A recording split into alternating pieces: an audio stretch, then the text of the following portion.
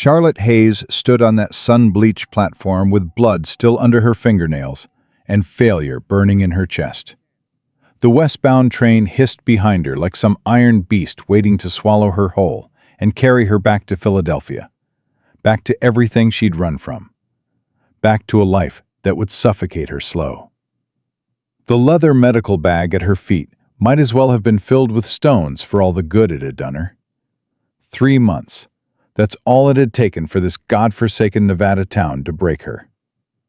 Before we continue the story, if you're enjoying it, please subscribe to our channel and hit that notification bell. Stay with us until the end. You won't want to miss how this unfolds. And comment below with your city so I can see how far this story has traveled. Now, let's continue. The summer heat of 1876 pressed down on Hawthorne, Nevada, like the hand of an angry god. Charlotte stood there on the platform, 24 years old and feeling ancient. Her navy traveling dress, the practical one she'd thought so sensible back in Philadelphia, clung to her skin. Sweat traced lines down her spine.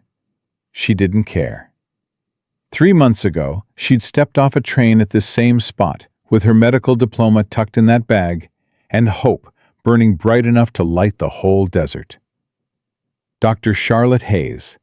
She'd worked 6 years for that title, 6 years of being the only woman in lecture halls full of men who looked at her like she was a curiosity, a mistake, something that didn't belong.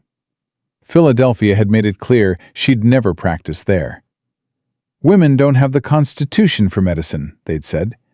Perhaps nursing would suit you better, Miss Hayes. So she'd come west. Mining towns needed doctors, didn't they? Places where credentials mattered more than what you had between your legs? Turned out she'd been wrong about that, too. You gonna stand there all day, or you gonna board? The conductor's voice cut through her thoughts. Old man with tobacco-stained teeth and impatience written into every line of his weathered face. Boarding, Charlotte said. Her voice came out steadier than she felt. One moment. She bent to pick up her medical bag. The leather was worn now, scraped from 3 months of carrying it through this town's dusty streets.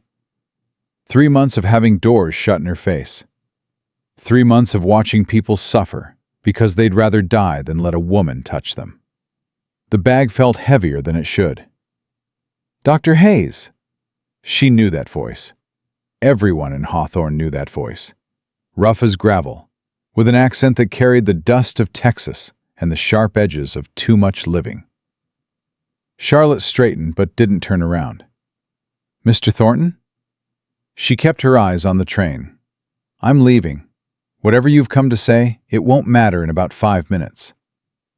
That's why I'm here. Boots on wood.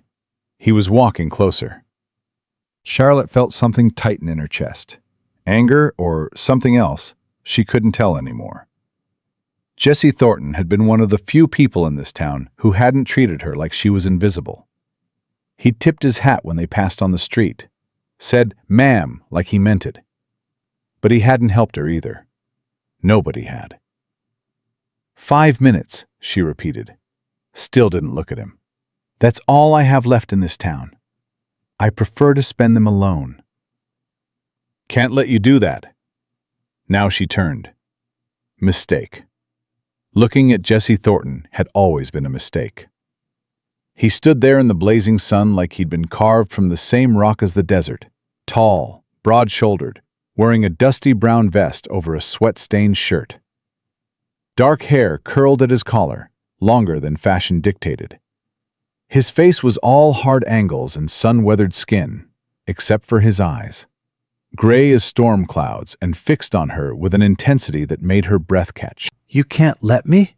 Charlotte heard her voice go cold.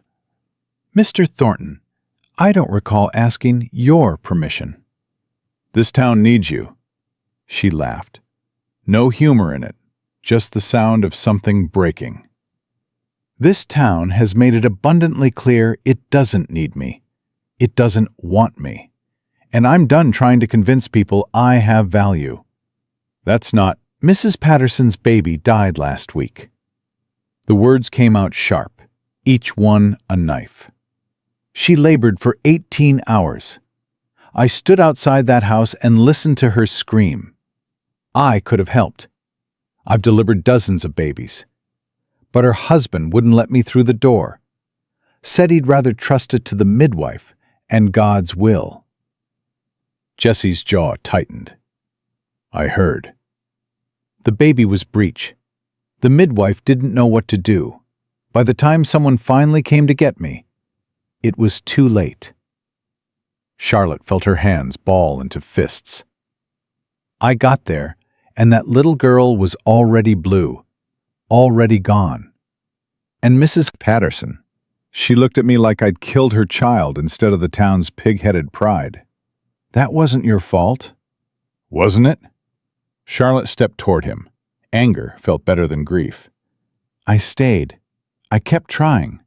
I thought if I just proved myself, if I just worked hard enough, people would see. But they don't want to see. They want me gone. So I'm leaving. All aboard! The conductor's shout echoed across the platform. Charlotte turned back toward the train, one foot on the metal step. Her hand found the brass rail, sun-hot against her palm. Jesse's hand closed around her wrist. Not rough, not forceful, but firm enough to stop her. Warm enough that she felt it through her glove. Don't, he said. Charlotte looked down at his hand, then up at his face. Let go. Not until you listen. Mr. Thornton, my brother died 4 years ago. The words came out hard, like they hurt. Took a bullet in the gut during a dispute over water rights. Stupid fight. Stupid way to die. He bled out over 3 days because there wasn't a doctor within 50 miles. I held his hand and watched him slip away, and there wasn't a damn thing I could do about it. Charlotte went still. She'd heard rumors, everyone had, but Jesse Thornton never talked about his past.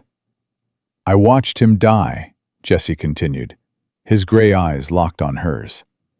Because this town didn't have a doctor. Because nobody with skill wanted to come out to the middle of nowhere and treat miners and ranchers and railroad workers. We weren't worth it. That's not, and then you came. His grip on her wrist shifted, gentle now. You showed up with your medical bag and your Philadelphia diploma, and you actually wanted to help. You knocked on doors. You offered your services for free just to prove yourself. You've got more training than most doctors I've ever met. And this town treated you like dirt because you're a woman. Yes, Charlotte said flatly. They did. Which is why I'm leaving. Last call! The conductor was getting annoyed. Jesse didn't let go. I'm asking you not to. You're asking me to stay in a place that doesn't want me? To keep trying to help people who'd rather suffer than let me touch them? I'm asking you to give me a chance. That stopped her. Charlotte stared at him, certain she'd misheard over the noise of the train. What? 3 months, Jesse said. Give me 3 months to prove this town wrong. Let me help you build a practice. Let me find you patients who'll listen. Mr. Thornton. Jesse. Call me Jesse. Jesse. She said it like a curse. I appreciate whatever this is, pity or guilt or whatever you're feeling, but I can't do another 3 months of this. I can't watch more people die because of their prejudice. I can't. Then don't. He stepped closer, close enough that she could see the fine lines around his eyes, the scar above his left eyebrow. Don't deal with the whole town. Start smaller. Let me bring people to you. My ranch hands, friends who trust my judgment. Build from there. Why? The question came out raw. Why do you care? Something flickered across his face, pain or memory, or both. Because I'm tired of watching good people leave. Because you're the first doctor this town's seen in 2 years, and you're the best one it'll ever get. Because... He paused, like the next words cost him something. Because when I watched you walk away from the Patterson house that night, you were crying. and I realized I'd stood by and let this town break someone who only wanted to help. Charlotte felt her throat tighten. She had cried that night. She'd thought nobody saw. "The train's leaving," she said. But she hadn't moved, hadn't pulled her wrist free. "Let it go." Jesse's voice dropped lower. "Stay. Work with me. If after 3 months you still want to leave, I'll buy your ticket myself. I'll drive you to the station and wish you well. But don't leave like this. Don't leave thinking you've failed, when this town's the one that failed you." "Sir!" The conductor was striding toward them. "The lady needs to board or step away. We're behind schedule." Jesse ignored him. His gray eyes held Charlotte's. 3 months. That's all I'm asking." She should say no. Every logical part of her brain screamed that this was foolish. Jesse Thornton was a horse rancher who spent his days breaking Mustangs and his nights alone on a patch of scrubland. What could he possibly do to change an entire town's mind? But there was something in his voice, something that sounded like he understood what it felt like to be powerless, to watch someone suffer and not be able to help. "Sir, I need to insist." The conductor had reached them. "She's not boarding," Jesse said, still looking at Charlotte. "The hell I'm not," Charlotte shot back. But her feet hadn't moved toward the train. Jesse almost smiled. Almost. "So you're staying?" "I didn't say that." "You didn't say no either." The train whistle blew, long and sharp and final. The conductor threw his hands up and climbed aboard. The engine belched steam and lurched forward. Slowly at first, then gathering speed. Charlotte watched it pull away, carrying with it her ticket back to Philadelphia, back to her mother's disappointed sighs and her father's lectures about wasted potential. Back to Edward Morrison, who'd proposed before she left, promising her a comfortable life as his assistant if she'd just abandoned these foolish notions about practicing independently. The train disappeared around the bend. The platform fell quiet except for the wind. Charlotte realized Jesse still held her wrist. She pulled free. He let her go immediately. "I just missed my train," she said. "You did?" "Because of you." "Yes, ma'am." Charlotte picked up her medical bag. It didn't feel quite as heavy now. Or maybe she was just too numb to feel its weight. "I don't have anywhere to stay. I gave up my room at the boarding house yesterday. Iris runs a place on 3rd Street. My sister-in-law. She'll have space." "Your sister-in-law?" "My brother's widow." Jesse picked up Charlotte's trunk like it weighed nothing. "She's good people. Won't judge you for being a lady doctor. Might actually appreciate it, given that she's raising 2 kids alone and building a business in a town that thinks women should stick to cooking and cleaning." Charlotte started walking. Jesse fell into step beside her, carrying her trunk. The sun beat down on them, relentless and unforgiving. The street was mostly empty this time of day, too hot for anyone with sense to be out. 3 months, Charlotte said. Not a question, a statement. 3 months, Jesse confirmed. "And if it doesn't work? Then I buy your ticket and drive you to Reno myself. You have my word." "The word of a cowboy I barely know." Charlotte glanced at him. "Why should I trust that?" "You shouldn't." He said it matter of fact. "You don't know me from Adam. I could be lying through my teeth. Could be crazy. Could be planning to string you along and then leave you stranded." "That's not reassuring." "But I'm not." Jesse stopped walking, turned to face her full on. "I'm not lying, and I'm not crazy, and I won't string you along. If this doesn't work, if after 3 months you're still miserable, I'll make sure you get home safe.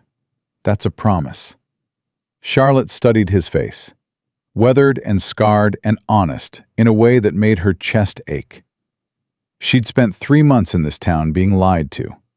Polite refusals and false promises, and doors shut with excuses. Jesse Thornton wasn't polite, but he seemed honest. "Fine," she said. 3 months. But I have conditions." "Name them."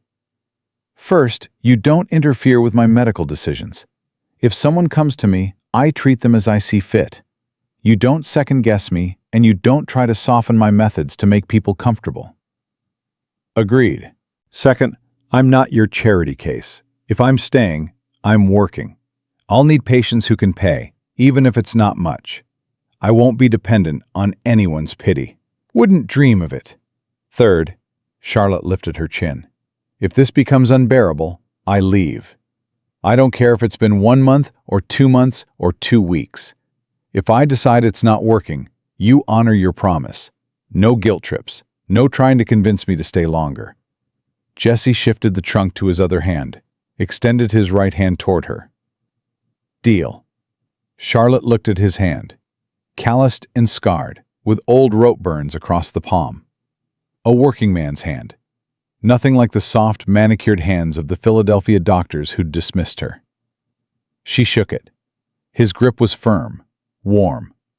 It felt like sealing something bigger than a simple agreement. "Good," Jesse said.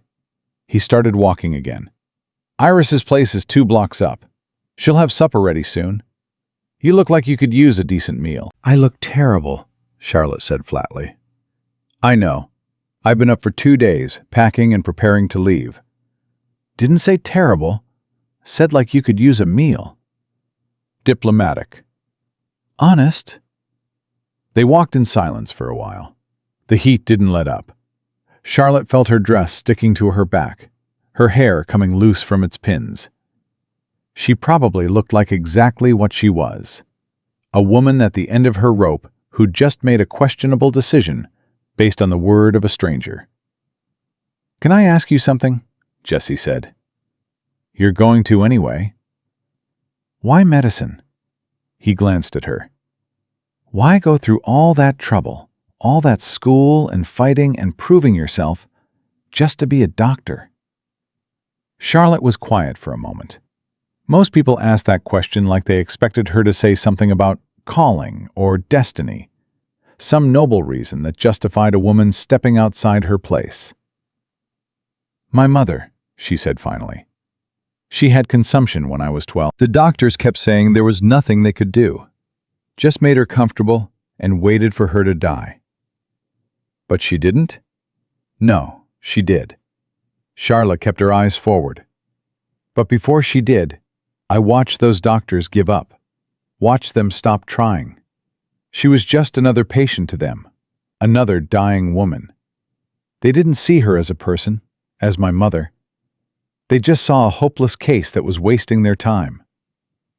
Jesse didn't say anything, just listened. "I decided then that I wanted to be different," Charlotte continued.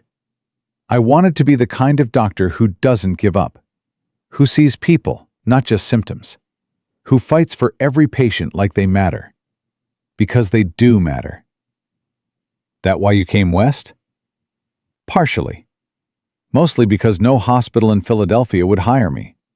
Figured a mining town desperate enough might overlook the fact that I'm female."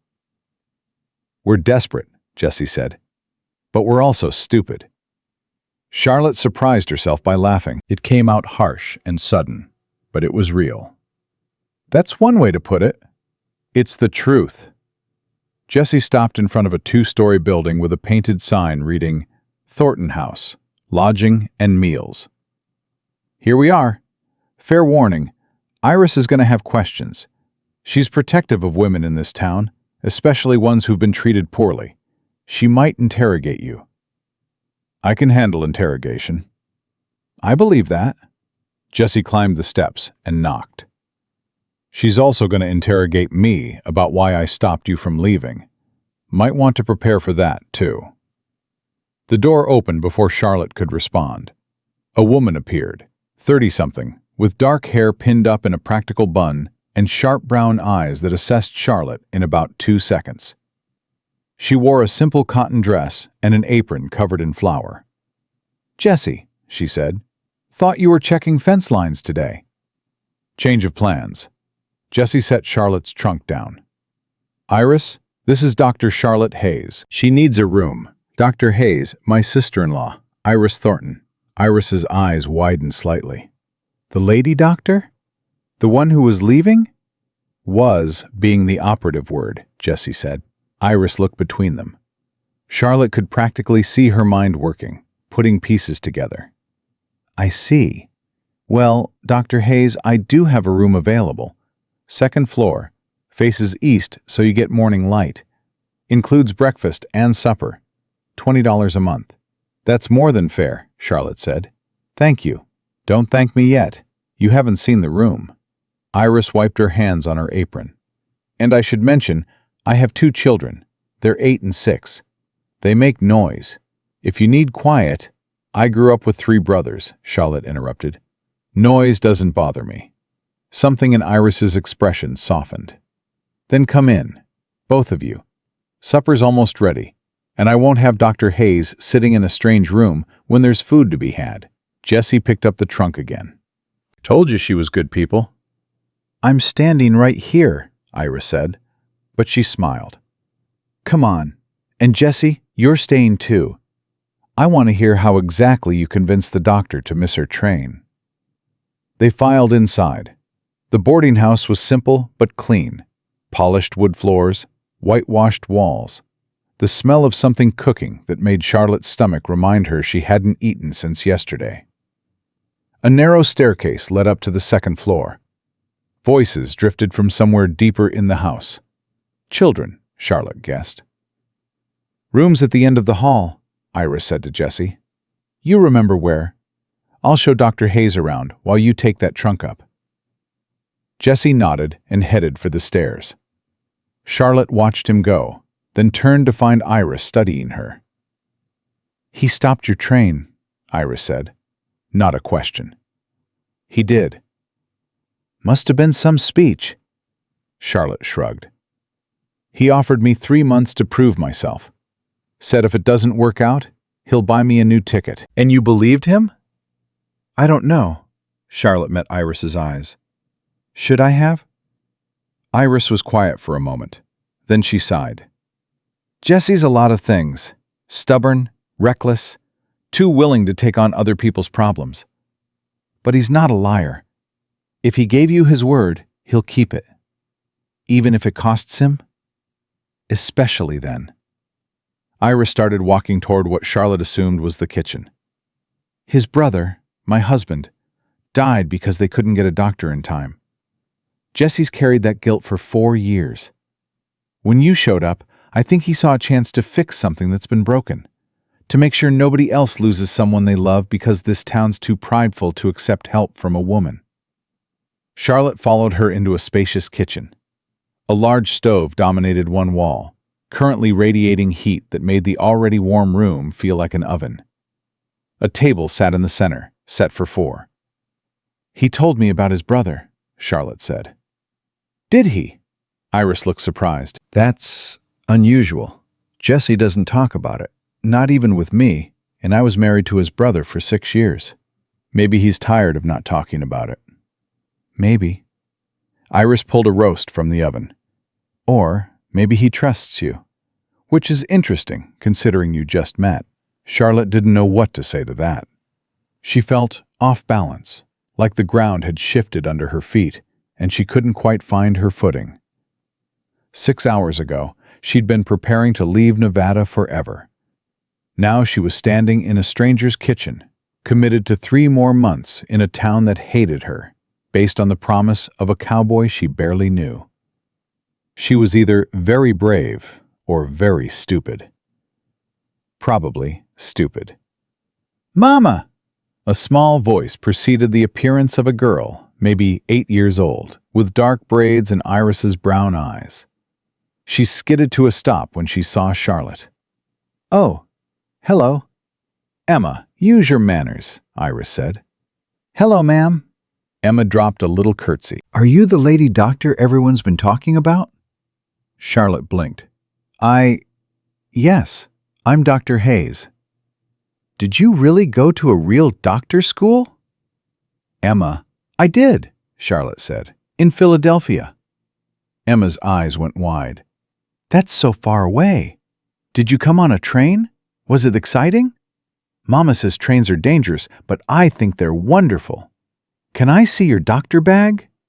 Do you really know how to fix broken bones and deliver babies and everything?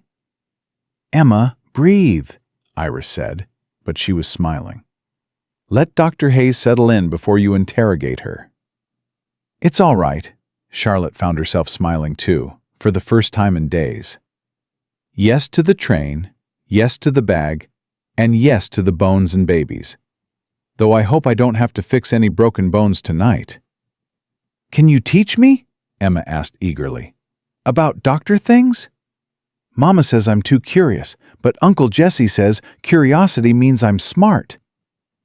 Your Uncle Jesse is right, Charlotte said. And maybe, if your mother doesn't mind, I could show you a few things. Iris looked surprised again. You don't mind? I don't mind. Charlotte realized she meant it. If she's interested in medicine, she should learn. That's how we get more doctors, by teaching the next generation. Even girl doctors? Emma asked. Especially girl doctors. Footsteps on the stairs signaled Jesse's return. He appeared in the doorway, hat in hand, looking uncomfortable in the domestic space. Trunk's in your room, Dr. Hayes. Thank you, Charlotte paused. And thank you for the other thing. Stopping your train? Giving me a reason to miss it. Something passed between them. Understanding, maybe, or just acknowledgement of the strange bargain they'd struck. Jesse nodded once. Supper's ready, Iris announced. Everybody sit. Emma, go get your brother. Tell him we have a guest. The meal was simple. Roast beef, potatoes, bread. But it was the first food Charlotte had eaten in a day, and it tasted better than anything she'd had in months. Emma peppered her with questions between bites. Her younger brother Thomas was quieter, but watched Charlotte with open curiosity. Jesse ate mostly in silence, but Charlotte caught him watching her too. Not in the way men usually watched her, not assessing or judging or dismissing, just watching, like he was trying to figure something out. After supper, Iris showed Charlotte to her room. It was small but clean, with a narrow bed, a washstand, and a window that looked out over the street. Her trunk sat at the foot of the bed. Her medical bag rested on top of it. Breakfast is at 7, Iris said. Supper at 6. If you need anything else, just ask. This is perfect, Charlotte said. Thank you. Iris hesitated at the door. Dr. Hayes, can I ask you something? Charlotte, please. And yes, do you really think you can make this work? In this town? Charlotte looked at her medical bag, at the diploma still packed in her trunk, at the window with its view of a street in a town that had rejected her. I don't know, she said honestly, but I'm going to try. That's all anyone can do. Iris smiled. Good night, Charlotte. Welcome to Hawthorne. I hope it treats you better this time. After she left, Charlotte sat on the edge of the bed and let herself breathe. The room was quiet. Through the window, she could hear the distant sounds of the town settling in for the evening. Horses, voices, the clank of the saloon piano. She'd stayed. Against all logic and better judgment, she'd stayed. Because of Jesse Thornton and his promise. Because of a little girl named Emma who wanted to learn about medicine. Because maybe, just maybe, there was still a chance to be the doctor she'd fought so hard to become.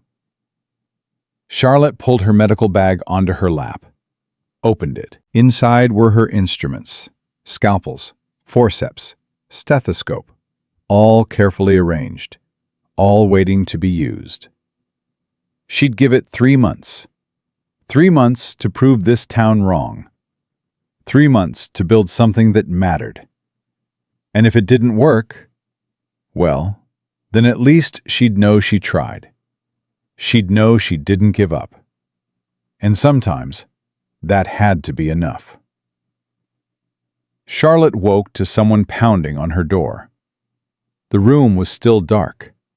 She sat up, disoriented, reaching for her medical bag before she'd fully registered where she was. The pounding came again, urgent, desperate. "Dr. Hayes! Dr. Hayes, you in there?"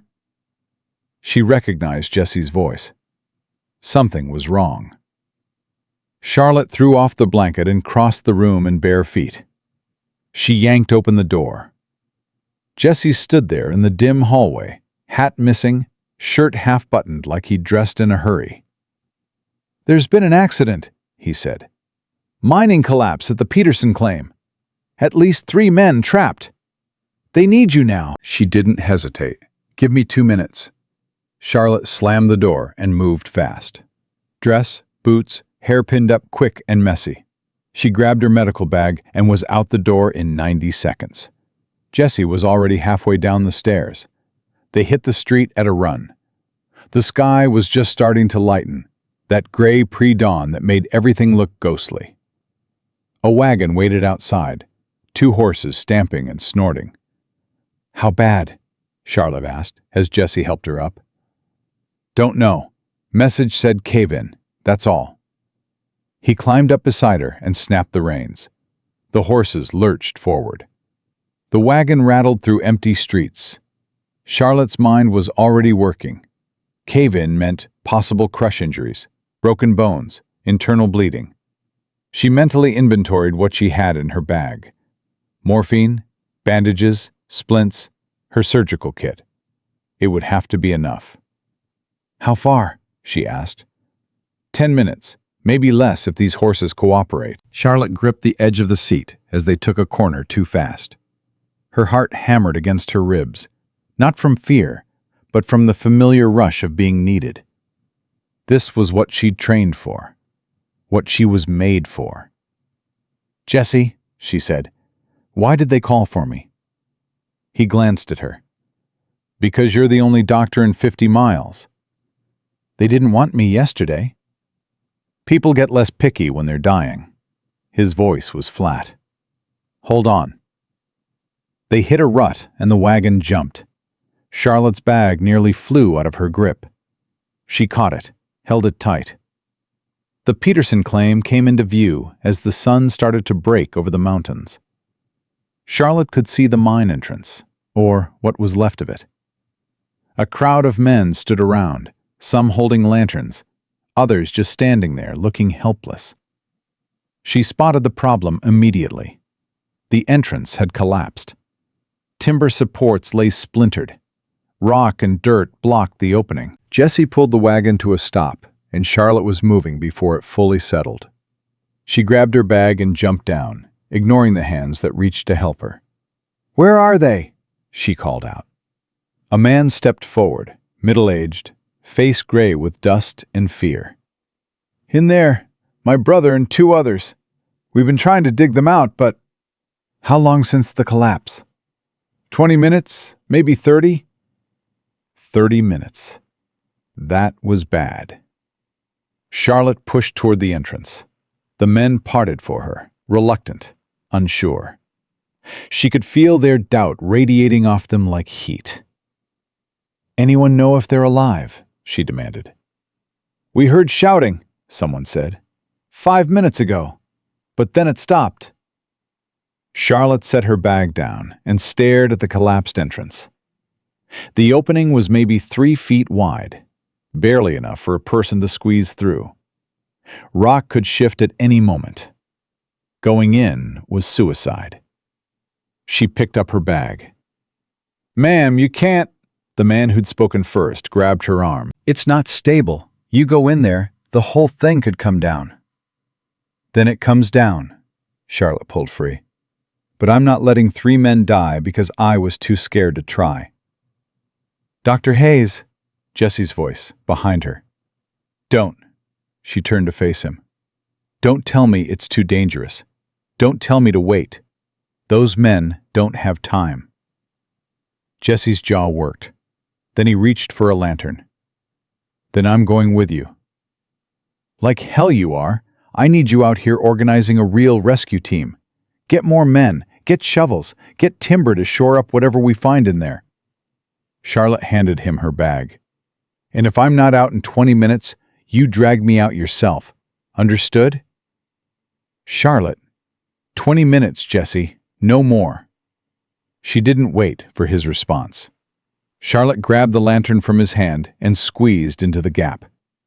Rocks scraped her shoulders. Dirt rained down on her head. Behind her, she heard Jesse swearing, heard him start barking orders at the other men. Inside the mine, the air was thick with dust. The lantern cast jumping shadows. Charlotte moved forward, careful, testing each step. The tunnel was narrow, barely wide enough for her to move through. She could hear water dripping somewhere.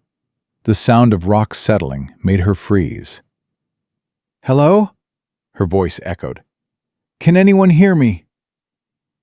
Nothing. Charlotte pushed forward. The tunnel opened into a wider chamber. Her lantern caught the gleam of water on the floor, the broken supports, the bodies. 3 men lay in a heap. One was clearly dead, his head at an angle that made Charlotte's stomach turn.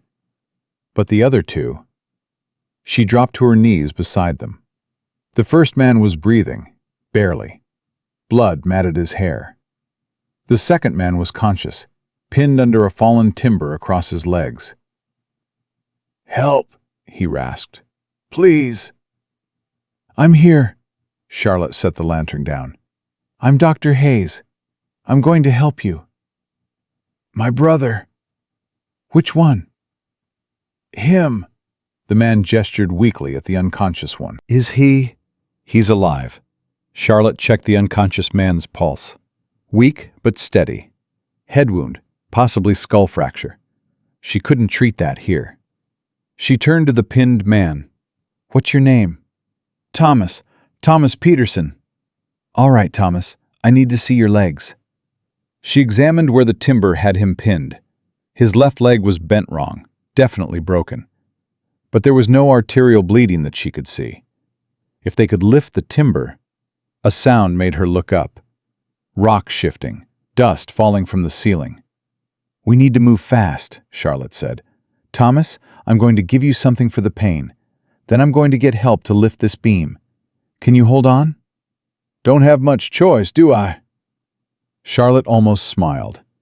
She pulled morphine from her bag, measured carefully, administered it. Thomas's breathing eased slightly. "Stay with me," she told him. Then she grabbed her lantern and moved back toward the entrance. Jesse met her halfway. He'd squeezed through the gap, 2 more men behind him carrying timber and rope. 3 men, Charlotte said quickly. 1 dead, 1 unconscious with probable skull fracture. 1 pinned and conscious with a broken leg. We need to move the unconscious one first, then lift the beam off the pinned one. Can they be moved? They have to be. This place won't hold much longer. Jesse nodded. Show me. They worked fast. Jesse and another man carried the unconscious man out while Charlotte stayed with Thomas. She could hear the mine groaning around them. Every sound made her flinch, made her want to run. But she stayed. When Jesse came back, he had 4 men with him. On my count, he said, positioning them around the timber. Lift steady. Dr. Hayes, you pull him out. Charlotte got into position, hands under Thomas's arms. 1, 2, 3. The timber lifted. Thomas screamed. Charlotte dragged him backward, ignoring his cries, ignoring the way his broken leg twisted. She got him clear, and Jesse dropped the timber. Out, now! Jesse grabbed Charlotte's arm and hauled her toward the entrance. They made it halfway before the mine gave way. The sound was like the world ending. Charlotte felt Jesse throw her forward, felt his body cover hers as rock and timber crashed down behind them. Dust choked her. She couldn't see, couldn't breathe. Then hands were pulling her up, pulling her out into the morning light. She gasped, coughed, tried to get her bearings. Jesse was beside her, his face streaked with dirt, his shirt torn. You all right? He demanded. Charlotte nodded. couldn't speak yet. Her ears were ringing. Around them, the men were staring at the collapsed mine entrance. Everything behind them was gone, buried. "We got them out," someone said, voice full of wonder. "All three." "Not all three," Charlotte managed. "One's already dead." She turned to where they'd laid the two living men on the ground, the unconscious one. She needed to check him now. Charlotte stumbled over, her legs shaking. Adrenaline was starting to fade, leaving her cold despite the morning heat. The man's pulse was still there, head wound still bleeding. She cleaned it as best she could, bandaged it. He'd need more care, needed to be watched for signs of brain injury. But he was alive. Thomas Peterson was conscious, his legs splinted now by one of the other men. He looked up at Charlotte with tears cutting tracks through the dust on his face. "Thank you," he whispered. "Thank you." Charlotte just nodded. She couldn't find words. Her hands were shaking as she packed up her bag. "Dr. Hayes." She turned. The man who'd grabbed her arm earlier stood there, hat in hand. The gray-faced one who'd told her not to go in. "I'm sorry," he said, "for how this town's treated you, for how I treated you. You saved my brother's life today. You risked your own to do it. I won't forget that." Other men were nodding, murmuring agreement. Charlotte saw the shift happening, saw the way they looked at her now, not with skepticism, with respect. "Get them to town," she said, her voice steadier now. "The unconscious one needs watching. If he vomits or loses consciousness again, come find me immediately. Thomas needs his leg properly set and splinted. I'll do it at my office." She paused. "Except I don't have an office." "Use mine." Everyone turned. A man stepped forward from the crowd, older, well-dressed despite the early hour.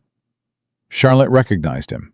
Dr. Samuel Reed, the town's established doctor, the man who'd refused to acknowledge her existence for 3 months. "Dr. Reed," Charlotte said carefully. "Dr. Hayes," he met her eyes. "I have a clinic on Main Street. It's better equipped than anything you'll find in a boarding house room. You're welcome to use it. For these men, and for anyone else who needs your care." Charlotte stared at him. This had to be a trap, some kind of trick. "Why?" she asked bluntly. Reed's expression didn't change. "Because you just did what I couldn't. You went into that mine when everyone else, including me, was too scared to try. You saved 2 lives. That earns respect in my book." "Respect," Charlotte repeated. "Not permission?" "You don't need my permission, Dr. Hayes. You're a licensed physician. I'm simply offering you resources." Reed paused. "I'm also offering an apology. I should have welcomed you when you arrived, should have worked with you instead of against you. I let my pride and prejudice blind me to your skill. I won't make that mistake again." Charlotte wanted to say something cutting, wanted to throw his apology back in his face. 3 months of rejection, of doors closed, of patients dying because nobody would listen. But 2 men were lying on the ground, bleeding and broken.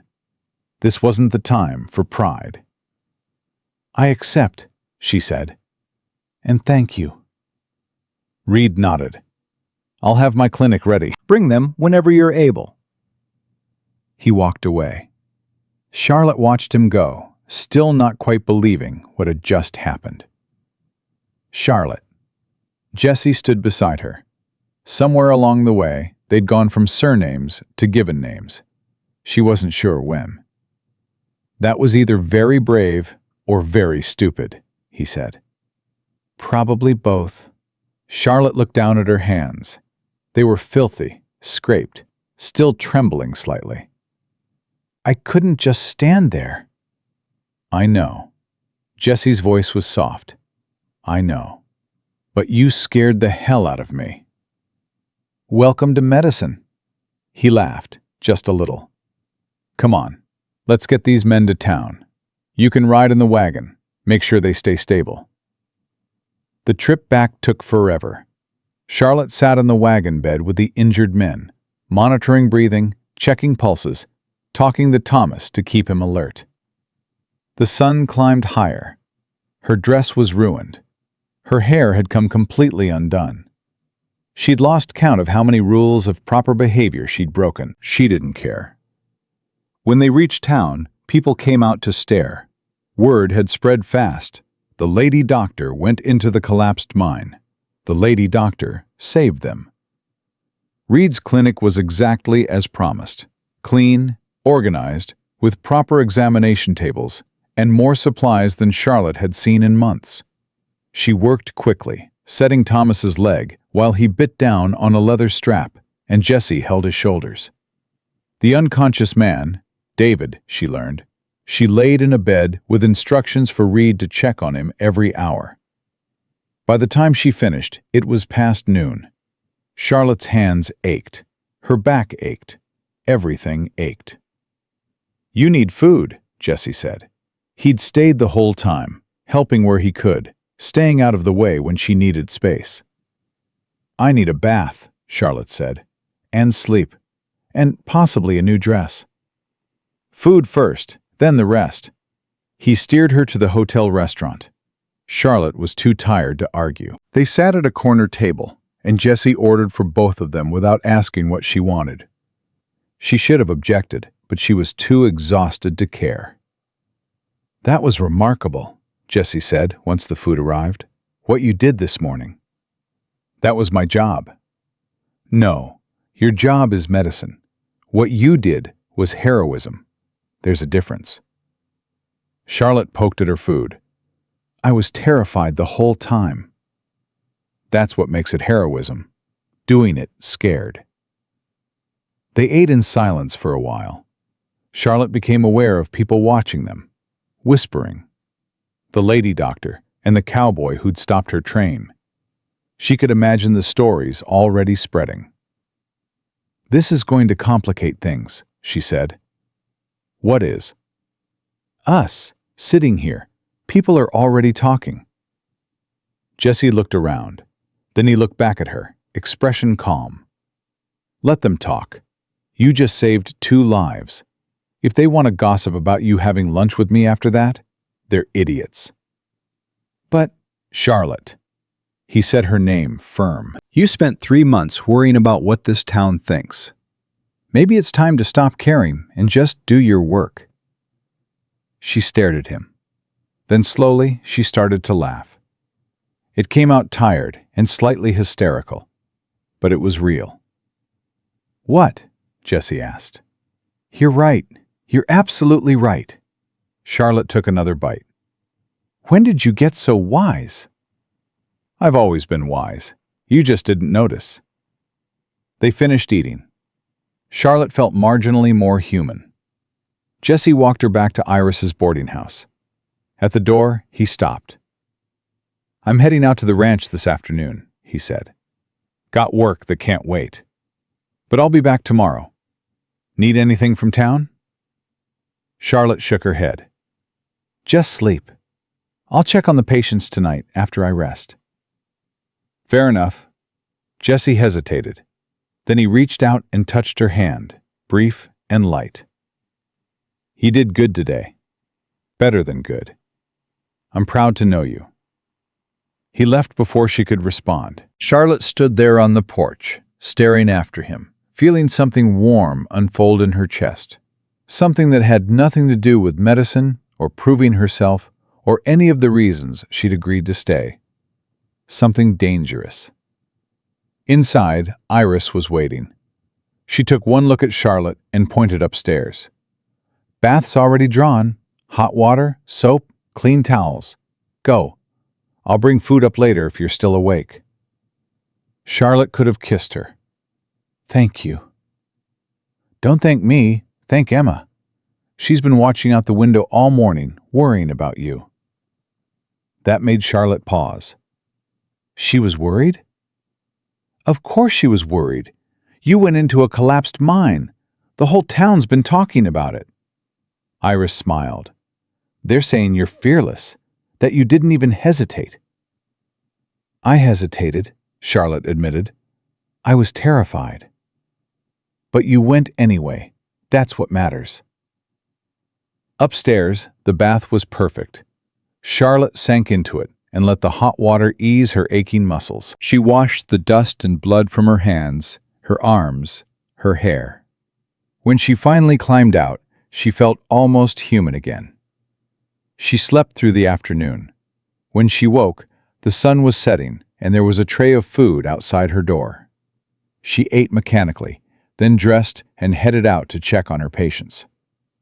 Dr. Reed's clinic was quiet when she arrived. Reed himself was there, sitting at a desk writing notes. "Dr. Hayes," he said, standing, "I was about to send for you. David woke up about an hour ago." Charlotte's heart jumped. "How is he?" "Confused but coherent. No vomiting, pupils equal and reactive. I think you may have saved him from permanent brain injury with your quick treatment." They walked to David's bed. He was awake, eyes tracking them as they approached. His brother sat in a chair beside him. "Dr. Hayes," David said. His voice was weak but clear. "They told me what you did, that you came into the mine after us." "I did. Why?" Charlotte considered the question. "Because I'm a doctor. That's what we do." Most doctors wouldn't have. David's brother stood up. Most doctors, most people, would have waited for it to be safe. You risked your life. "So did Jesse Thornton," Charlotte pointed out. "He came in with me." "We know, but you went in first." The brother extended his hand. "I'm Robert Peterson. I own the mine, and I want to hire you." Charlotte blinked. "Hire me?" "As the mine doctor, full-time. I've got 50 men working claims in these hills. They get injured regular. Need someone who can handle emergencies fast. Someone brave enough to go where the accidents happen, instead of waiting for the injured to come to them." Robert paused. "Job pays $60 a month, plus medical supplies. And before you ask, yes, the men will see you. After today, anyone who refuses treatment from you is a damn fool." $60 a month. That was more than Charlotte had made in her entire 3 months in Hawthorne. That was enough to save, to invest, to build a real practice. "I accept," she said. "Good," Robert grinned. "You start Monday. Report to the main office at the Peterson claim at 7. I'll introduce you to the foreman." After they left, Charlotte stood outside the clinic feeling dazed. 1 day. It had taken 1 day, one emergency, to change everything. People who'd ignored her yesterday were nodding respect today. Dr. Reed had apologized. She had a job, a real job. Jesse had been right. 3 months might be enough after all. She walked back to the boarding house through the cooling evening air. The town looked different now, less hostile, or maybe she just saw it different. At the boarding house, Emma was waiting on the porch. "Dr. Hayes," she jumped up, "I heard about the mine. Is it true you crawled into the tunnel, even though it could collapse?" "It's true." "That's so brave. I want to be just like you when I grow up." Charlotte felt something catch in her throat. She sat down on the step beside Emma. "You know what real bravery is?" Emma shook her head. "It's being scared and doing it anyway. I was terrified in that mine, but there were people who needed help, so I went. That's all bravery is. Making the choice to act, even when you're afraid." "Were you afraid you'd die?" "Yes." "But you went anyway." "I did." Emma thought about that. "When I'm a doctor, I'll be brave like you." "When you're a doctor," Charlotte corrected gently. "Not if, when." Emma beamed.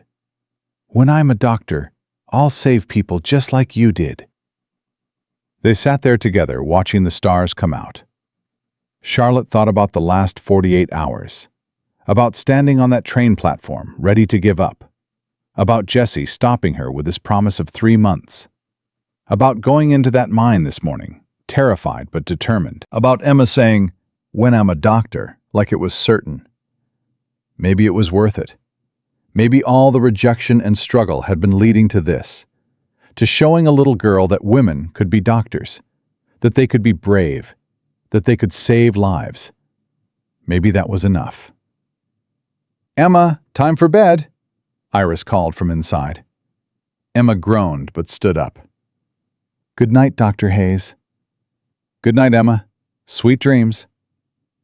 After she went in, Charlotte stayed on the porch a while longer. Tomorrow she'd start her new job. Tomorrow she'd figure out how to build a practice that lasted. Tomorrow she'd worry about the future. Tonight, she'd just sit here and breathe and remember what it felt like to matter, to be needed, to be seen. And somewhere out at his ranch, she knew Jesse Thornton was thinking about her, wondering if she was all right, proud of what she'd done. That thought stayed with her as she finally went inside. Stayed with her as she climbed the stairs to her room. Stayed with her as she lay down to sleep. Tomorrow would bring new challenges. But tonight, for the first time since arriving in Nevada, Charlotte Hayes felt like she was exactly where she belonged. Monday morning came too fast. Charlotte woke before dawn, dressed in her most practical clothes, and headed to the Peterson mine with her medical bag weighing heavy in her hand. She arrived at 7 sharp. 50 men stood in a loose group near the main office, all of them staring at her. Robert Peterson stepped forward. "Men, this is Dr. Hayes. She's our new mine doctor. Anyone gets hurt, you go to her. Anyone refuses her treatment, you're fired. Questions?" Silence. Then a man in the back spoke up. "What if we prefer a real doctor?" Charlotte's stomach clenched, but she kept her face neutral. Robert's expression went dark. "Dr. Hayes has more medical training than anyone in this territory. She went into a collapsed mine 2 days ago and saved my brother's life." "If that ain't real enough for you, Tom, there's the road." Tom didn't move, didn't speak, but Charlotte saw the resentment in his eyes. "Anyone else?" Robert asked. No one answered. "Good. Dr. Hayes, your office is in the supply building. I've stocked it with what we had. Make a list of anything else you need." Charlotte nodded. The men dispersed, heading to their claims. Most avoided looking at her. A few nodded respect. Tom shot her one more hostile glance before disappearing into the hills. The supply building was small but adequate. Charlotte spent the morning organizing her space, making lists, treating minor injuries. A cut hand here, a twisted ankle there. The men were polite but distant. None of them met her eyes.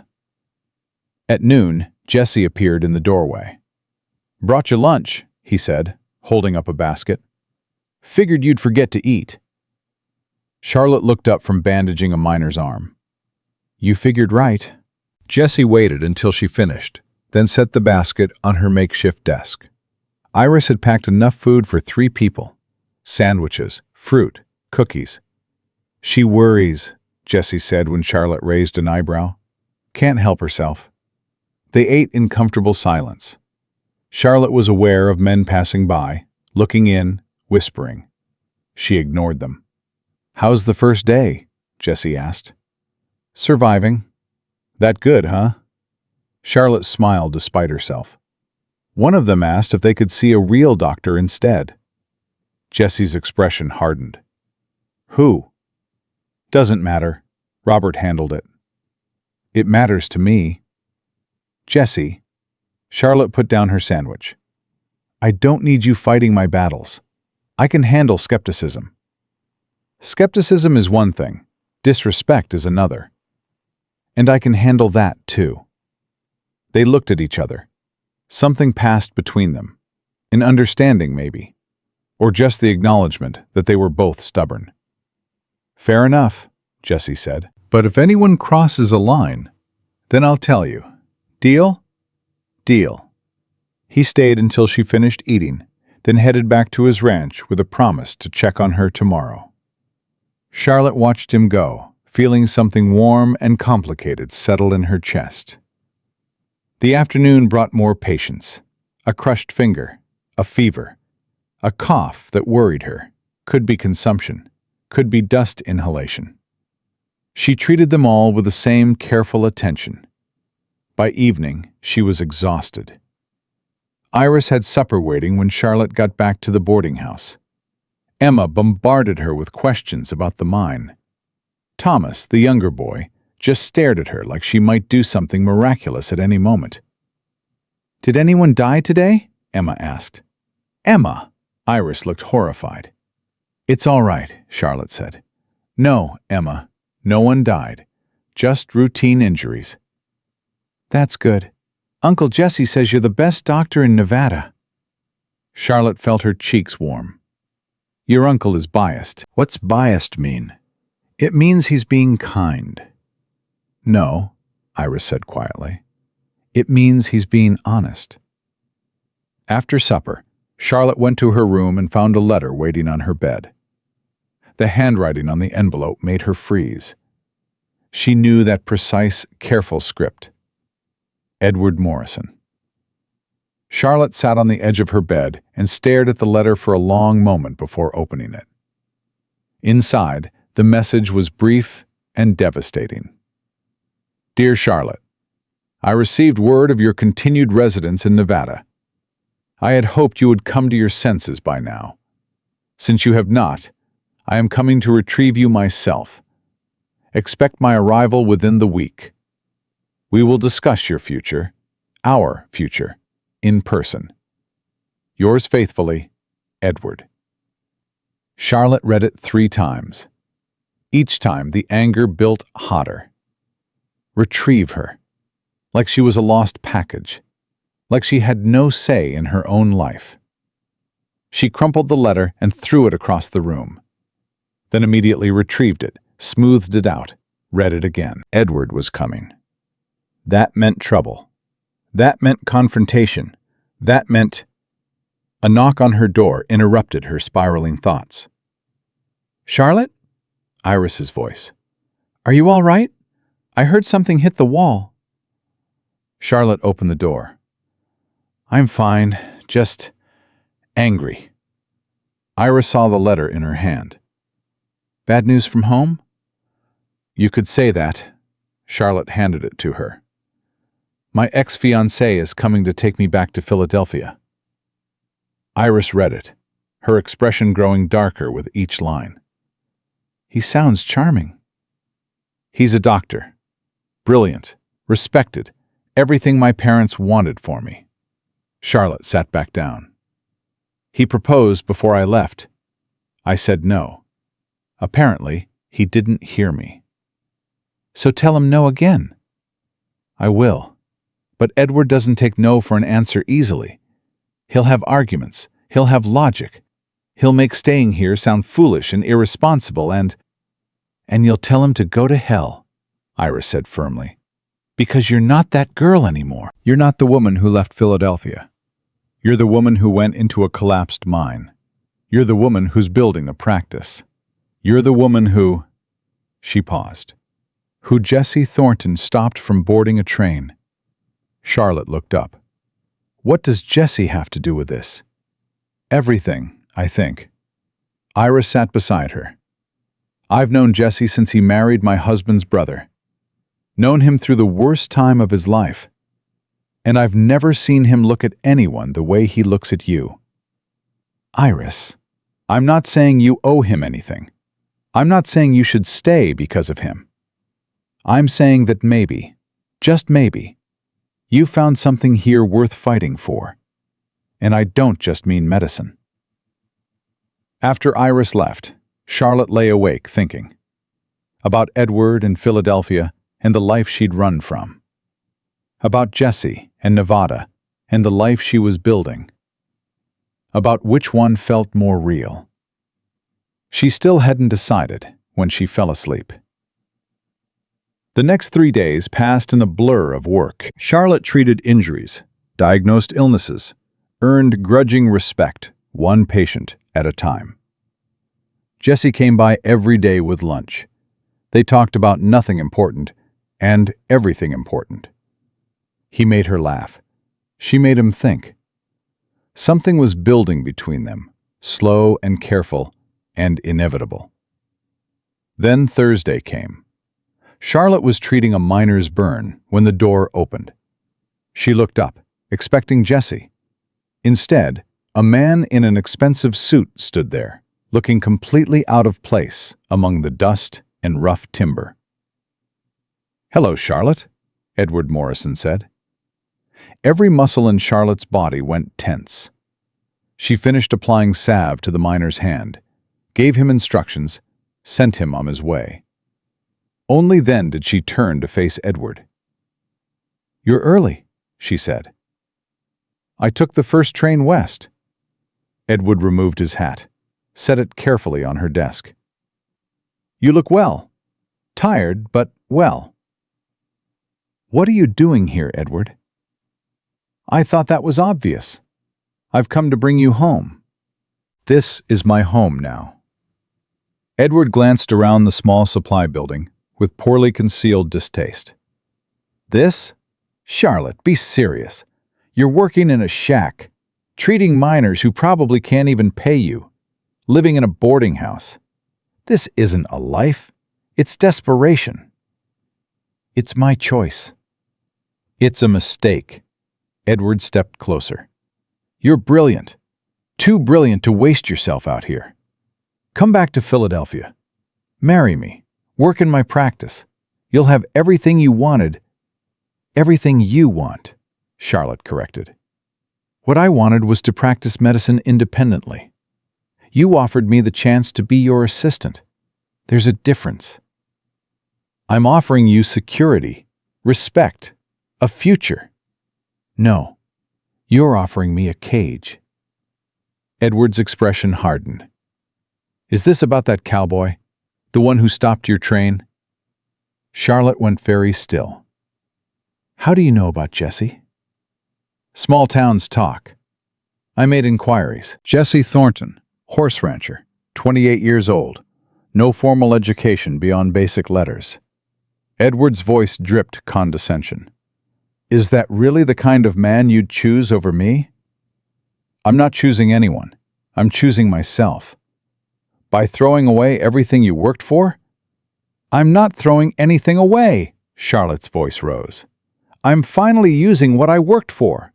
I'm treating patients. I'm saving lives. I'm making a difference. What are you doing, Edward? Treating wealthy women's vapors? Writing prescriptions for problems that don't exist?" "I'm building a respected practice. You're building a fortune. That's different." The door opened again. Jesse stood there, lunch basket in hand, his gray eyes taking in the scene. Edward in his expensive suit, Charlotte angry and defensive, the tension thick enough to choke on. "Am I interrupting?" Jesse asked quietly. "No," Charlotte said at the same time Edward said, "Yes." Jesse looked at Charlotte. "Want me to leave?" She wanted to say yes, wanted to handle this herself. But something in Jesse's steady presence made her feel stronger. "No, stay. Edward was just leaving." "I most certainly was not." Edward turned to Jesse. "You must be the cowboy." "Jesse Thornton." Jesse set the basket down, didn't offer his hand. "Edward Morrison, Charlotte's fiancé." "Ex-fiancé," Charlotte snapped. "I said no, Edward. That hasn't changed."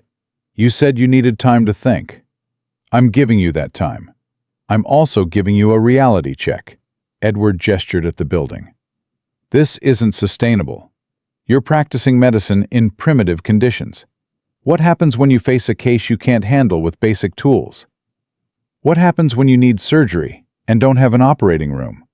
"I improvise. I adapt. I do what frontier doctors have always done." "You risk your patients' lives." "No," Jesse spoke up. "She saves them. I watched her perform emergency surgery in a collapsed mine. She saved 2 men who would have died waiting for fancy city conditions. Edward looked at Jesse like he was something scraped off a shoe. And you're qualified to judge medical competence? I'm qualified to recognize courage when I see it. Courage? Edward laughed. Is that what you call recklessness now? Edward, enough! Charlotte stepped between them. You need to leave. Not until you agree to come home. I am home. Charlotte, she said, leave. Jesse's voice went hard. I suggest you listen. Edward's face flushed. Are you threatening me? I'm advising you. There's a difference. For a moment, Charlotte thought Edward might actually throw a punch. But he was too civilized for that, too controlled. He turned back to Charlotte instead. I'm staying at the hotel, he said. I'll give you 2 days to reconsider. After that, I'm going to your parents and telling them you're living in squalor, working yourself to death, and making a spectacle of yourself with an uneducated rancher. They'll cut you off, disown you. Is that really what you want? What I want, Charlotte said, her voice shaking with anger, is for you to respect my decisions. But apparently that's too much to ask. Edward picked up his hat. 2 days, Charlotte. Think carefully. He left. The silence he left behind felt like a wound. I'm sorry, Charlotte said, not looking at Jesse. You shouldn't have had to witness that. Don't apologize for him. Jesse's voice was gentle.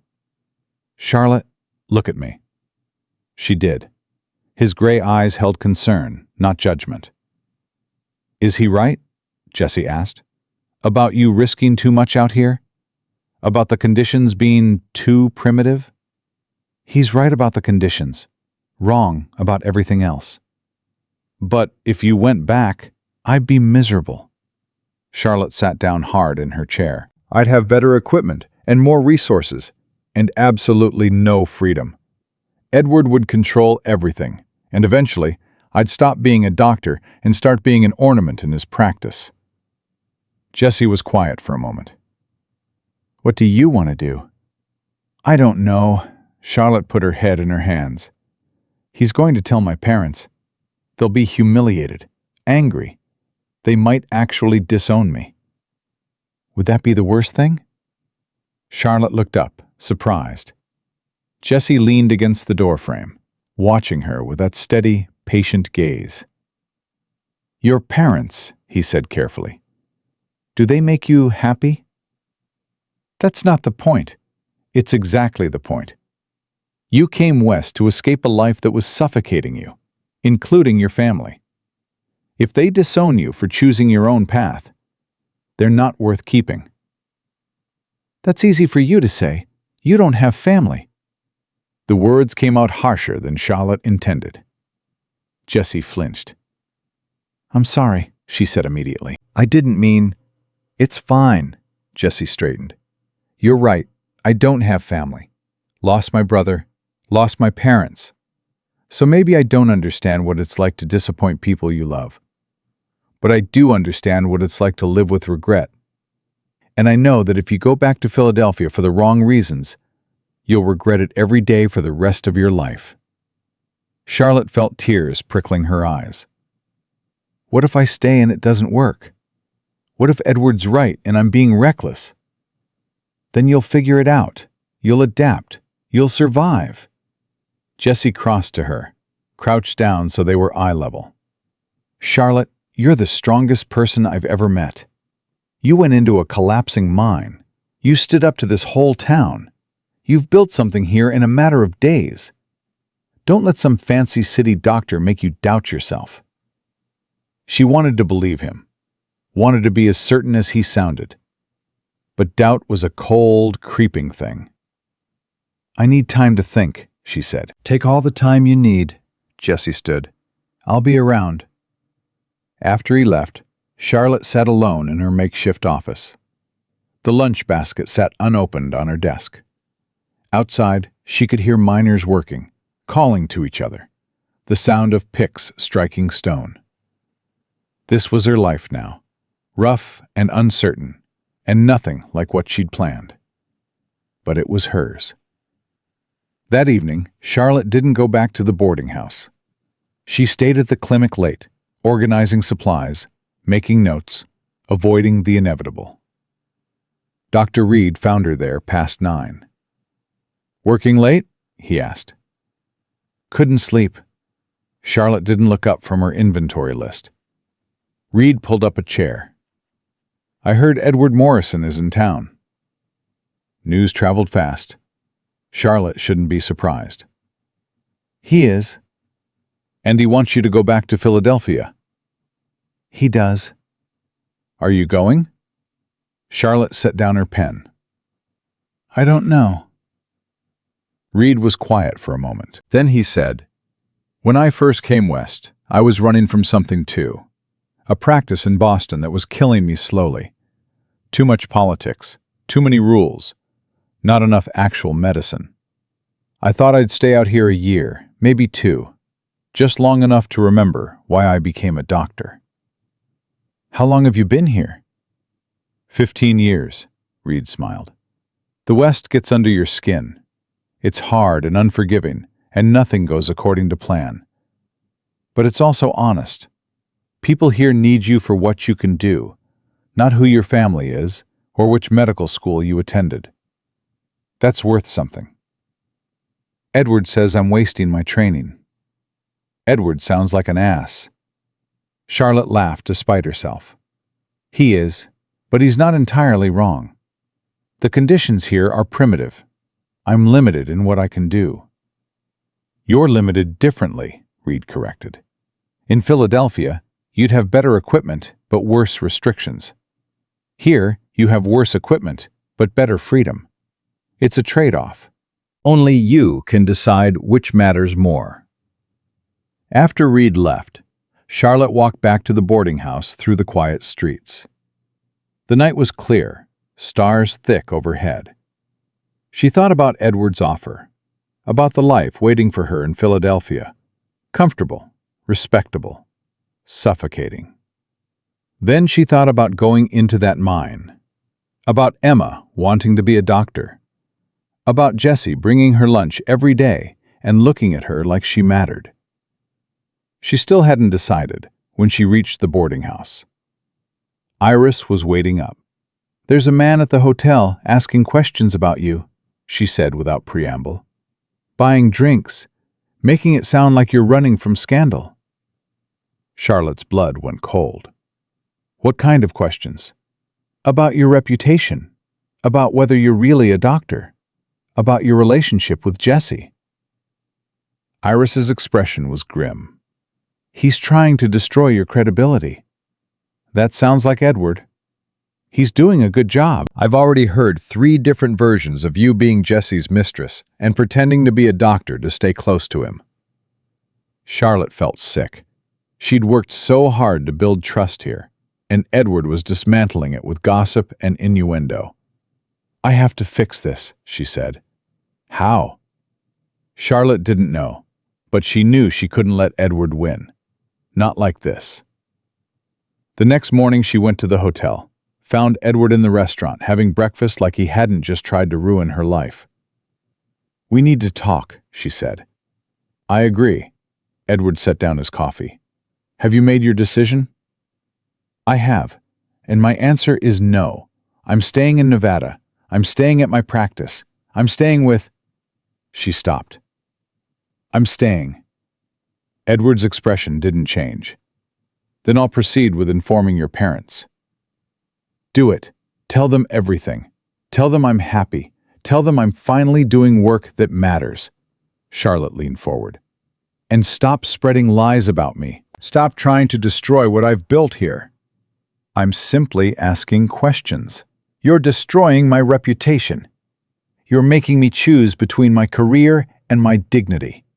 That's not love, Edward. That's control. I'm trying to save you from making a mistake. No, you're trying to force me into the life you want, and I won't do it. Not for you. Not for my parents. Not for anyone. Charlotte stood. Her hands were shaking, but her voice was steady. Go home, Edward. There's nothing for you here. She walked out before he could respond. Outside, the sun was bright and hot, and the street was full of miners heading to work. Charlotte stood there breathing hard, feeling like she'd just fought a battle. And maybe she had. She went to the mine, treated patients, did her work. At noon, Jesse appeared with lunch. He took one look at her face and said, "What happened?" Charlotte told him. Everything. Edward's gossip, her confrontation, her final refusal. Jesse listened without interrupting. When she finished, he said, "You did the right thing." "Did I? My reputation is in ruins. Again." Reputations can be rebuilt. Self-respect can't. Charlotte wanted to believe that, wanted to think she'd made the right choice, but doubt gnawed at her. That afternoon, a commotion outside drew her attention. She went to the door and saw a crowd gathering. At the center, a man lay on the ground, his leg twisted at a horrible angle. A horse stood nearby, spooked and wild-eyed. Charlotte grabbed her bag and ran. The man was screaming, his leg clearly broken in multiple places. Compound fracture, bone visible through torn flesh. "Everyone back!" Charlotte ordered. She knelt beside the man. "What's your name?" "Tom," he gasped. "Tom Brennan." The man who'd asked for a real doctor. Charlotte pushed that thought aside. He was her patient now. "Tom, I need to set your leg. It's going to hurt." "No," Tom tried to pull away. "Not you. Get Dr. Reed. Dr. Reed is in town. You'll lose the leg if we wait." Charlotte looked at the gathered miners. "Hold him down." "I said no!" Tom was hysterical now. "I don't want a woman." Charlotte slapped him. Hard. The clearing went silent. "You can die from infection, or you can let me fix your leg," she said coldly. "Choose, now." Tom stared at her. Then slowly, he nodded. Charlotte worked fast, set the bone, cleaned the wound, stitched, splinted. Tom screamed through most of it, but he stayed still. By the time she finished, she was covered in his blood and her hands ached. "You'll need to stay off it for 6 weeks," she told Tom. "Keep it clean. Come see me every 3 days so I can check for infection." Tom looked at his leg, then at Charlotte. "Thank you," he said quietly. "You're welcome." The miners helped Tom to the supply building. Word spread fast. The lady doctor saved Tom Brennan's leg. Even Tom Brennan, who didn't trust her, admitted she'd done good work. By evening, the gossip Edward had spread seemed less important than what people had seen with their own eyes. Charlotte was closing up when Jesse found her. "Heard about Tom," he said. "Nice work." "Just doing my job." "More than that, you proved something today." Jesse paused. "Charlotte, I need to tell you something." She looked up. Something in his voice made her nervous. "What?" "I'm falling in love with you." Charlotte's world tilted. "Jesse, I know it's too soon. I know we barely know each other. But I can't keep pretending I don't feel it." Jesse stepped closer. "I'm not asking you to say it back. I'm just asking you to know. Because if you decide to stay, I want you to stay for the right reasons. Not because of me. Because of you. Because this is where you belong." Charlotte couldn't breathe. "And if I leave? Then I'll wish you well. And I'll mean it." He left her standing there, her mind reeling, her heart pounding. Edward wanted her back in Philadelphia. Jesse wanted her to choose herself. And Charlotte? Charlotte didn't know what she wanted anymore. But she knew she had to decide. Soon. Before she lost everything. Charlotte didn't sleep that night. She lay in bed staring at the ceiling, Jesse's words echoing in her head. I'm falling in love with you." 3 weeks ago, she'd been ready to leave this place forever. Now a man she barely knew was in love with her, and she didn't know what to feel about it. By dawn, she'd given up on sleep. She dressed and headed to the mine early, hoping work would clear her head. It didn't. Every patient reminded her of what she'd built here. Every grateful nod, every grudging respect, all of it would disappear if she left. But staying meant choosing Jessie, didn't it? Or did it mean choosing herself? Charlotte was still wrestling with that question when Emma appeared at her door around noon. "Dr. Hayes, Mama needs you." The girl was breathless, scared. "Thomas fell. He's bleeding real bad." Charlotte grabbed her bag and ran. At the boarding house, she found Thomas on the kitchen floor, Iris pressing a towel to his head. Blood soaked through it, dripping onto the floorboards. "He was climbing on the fence out back," Iris said, her voice tight with controlled panic. "Fell headfirst onto a rock." Charlotte knelt beside the boy. "Thomas, can you hear me?" The 6-year-old's eyes were unfocused. He made a small noise but didn't respond properly. "Possible concussion. I need to see the wound." Charlotte peeled back the towel. The gash was deep, running from his hairline to his eyebrow. Bone visible. He'd need stitches. Many stitches. "Emma, get me hot water and clean cloths." "Iris, I need you to hold him still. This is going to hurt." Charlotte worked fast. Cleaned the wound, assessed for skull fracture. The bone seemed intact, but she couldn't be certain without better equipment. She threaded her needle and began stitching. Thomas screamed. Iris held him down, tears streaming down her face. "Almost done," Charlotte murmured. "You're doing so well, Thomas. So brave." 15 stitches later, Charlotte bandaged his head and sat back. "He needs to rest. Wake him every hour. If he vomits or seems confused, come get me immediately." "Thank you." Iris's voice broke. "Thank you so much." Charlotte was packing her bag when someone knocked hard on the front door. Emma answered it. Edward's voice carried through the house. "I need to speak with Dr. Hayes. It's urgent." Charlotte's jaw tightened. She finished securing her instruments, then walked to the front room. Edward stood there in his perfect suit, looking at the modest boarding house like it offended him personally. "I'm busy," Charlotte said. "I can see that. Playing nursemaid to boarding house children now?" Edward's tone was cutting. "Charlotte, this is exactly what I'm talking about. You're wasting your skills on minor injuries that any midwife could handle. That boy could have died without proper treatment. He fell off a fence. It's hardly life-threatening. You didn't see the wound." Charlotte felt her temper rising. "What do you want, Edward?"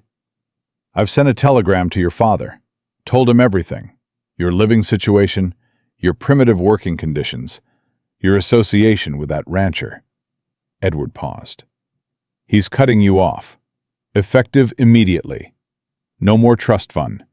No more financial support. You're on your own." The words hit like a physical blow. Charlotte had known this was coming, but hearing it confirmed still hurt. Her father's money had been her safety net.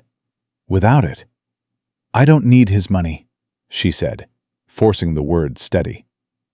"Don't you? What are you making here? $60 a month? How long will that last once you need new equipment, new supplies? Once winter comes and work slows down?" Edward stepped closer. "You're being foolish and prideful. Come home. Marry me. You'll have everything you need, except freedom."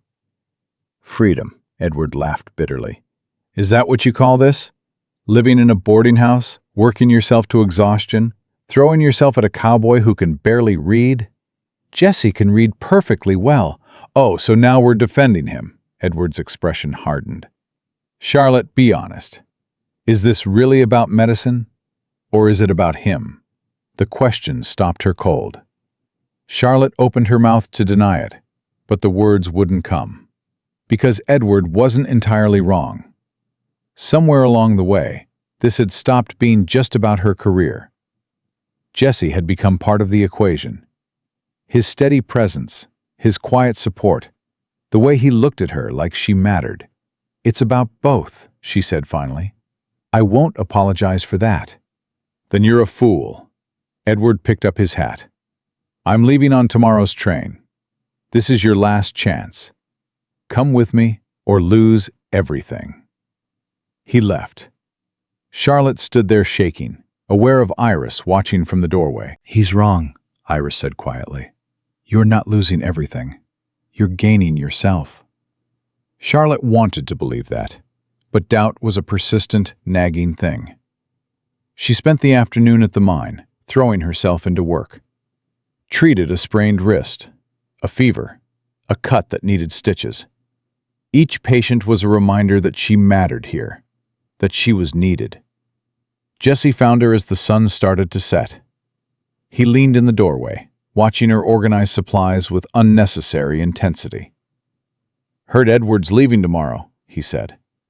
"News travels fast." "It's a small town." Jesse stepped inside. "Also heard he told you to choose." Charlotte's hands stilled on the bandage she was rolling. "He did." "And?" "And I don't know." She turned to face him.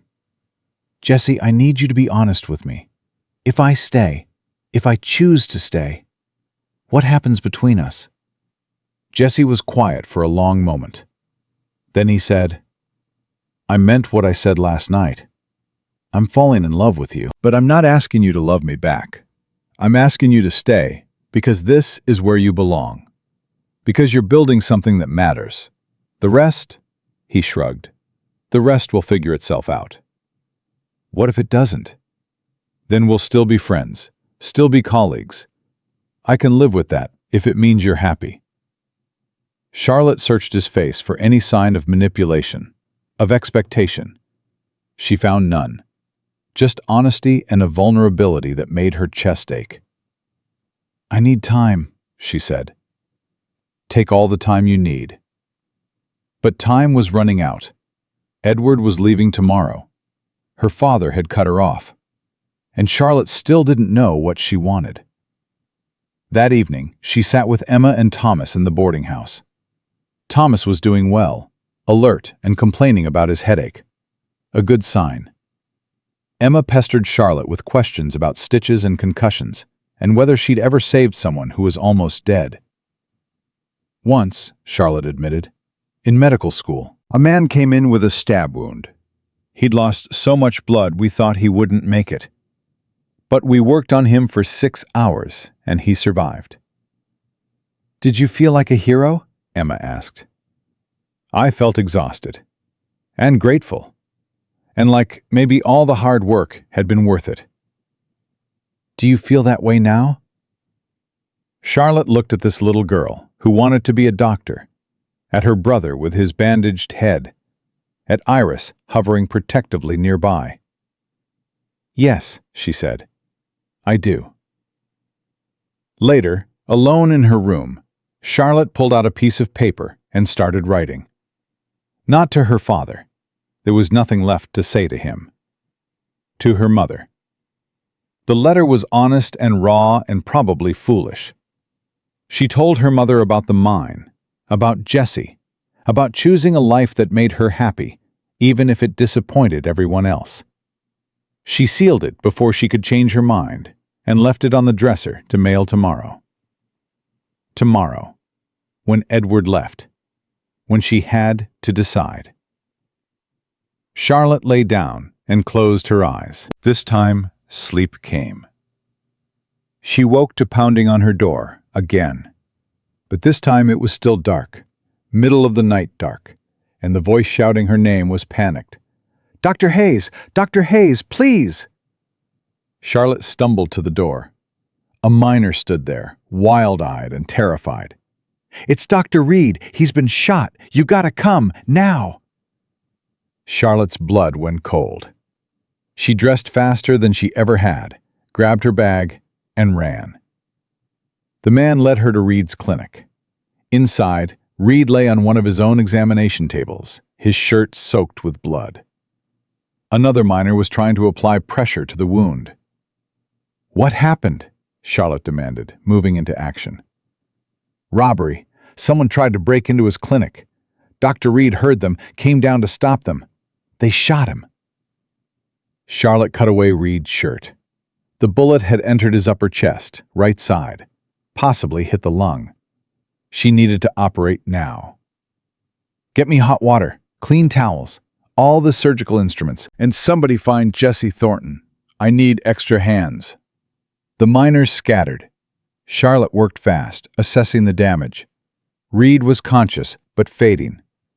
"Charlotte," he rasped, "don't let me die on my own table. That's just embarrassing." "You're not dying, not on my watch." She pressed hard on the wound. "Who did this?" "Didn't see. Too dark." Jesse arrived within minutes, breathless and disheveled. He took one look at the situation and moved to Charlotte's side. "What do you need?" "Assistance. This is going to be delicate." Charlotte met his eyes. "I've never done this without another surgeon." "Then I'll be your surgeon. Tell me what to do." Charlotte wanted to argue that he wasn't qualified, wasn't trained, but there was no one else. "Wash your hands, thoroughly. Then hold that lamp steady and don't move, no matter what you see." Jesse did as instructed. Charlotte administered morphine to Reed, enough to dull the pain, but not enough to knock him out completely. She needed him semi-conscious in case of complications. "This is going to hurt," she told Reed. "Everything hurts already. Just get the damn bullet out." Charlotte made her incision. Blood welled up immediately. Jesse held the lamp steady, his face pale but determined. Charlotte worked by feel and instinct, her hands moving with precision born from years of training. The bullet was lodged deep, had definitely nicked the lung. She could hear the telltale sound of air escaping. "Tension pneumothorax," she said. "I need to relieve the pressure, or his lung will collapse completely." "Tell me how." Charlotte talked Jesse through inserting a hollow needle into Reed's chest cavity. It was crude and dangerous and absolutely necessary. Air hissed out. Reed's breathing eased slightly.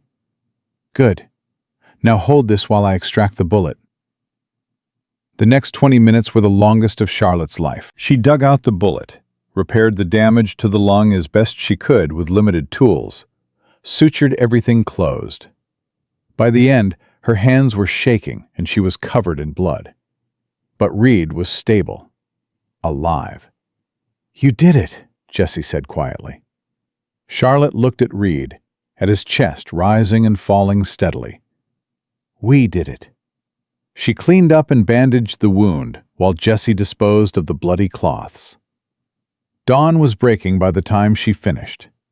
Charlotte sat down hard in a chair, exhaustion crashing over her.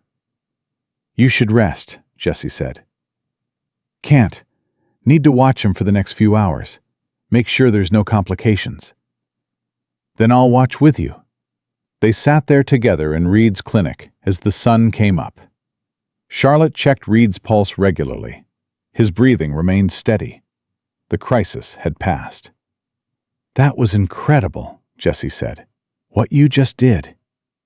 "That was desperate," Charlotte corrected. "I had no business operating without proper equipment or another qualified surgeon." "But you did it anyway. Saved his life." "Maybe." Charlotte rubbed her tired eyes.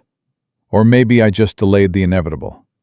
He could still develop infection, pneumonia, any number of complications." "He could, but he's alive right now because of you." Charlotte looked at Jesse, at this man who'd held a lamp steady for hours while she operated, who'd followed her instructions without question, who'd believed she could do this impossible thing. "Thank you," she said, "for helping, for trusting me. Always." The word hung in the air between them. Always.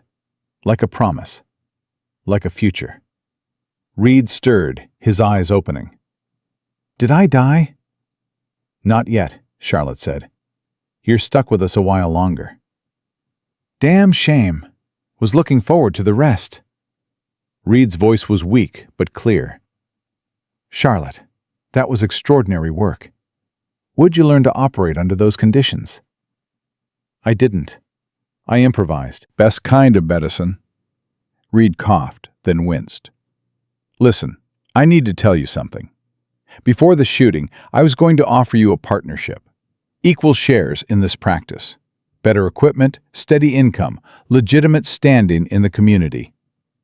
Charlotte's breath caught. What? You're a better doctor than I'll ever be.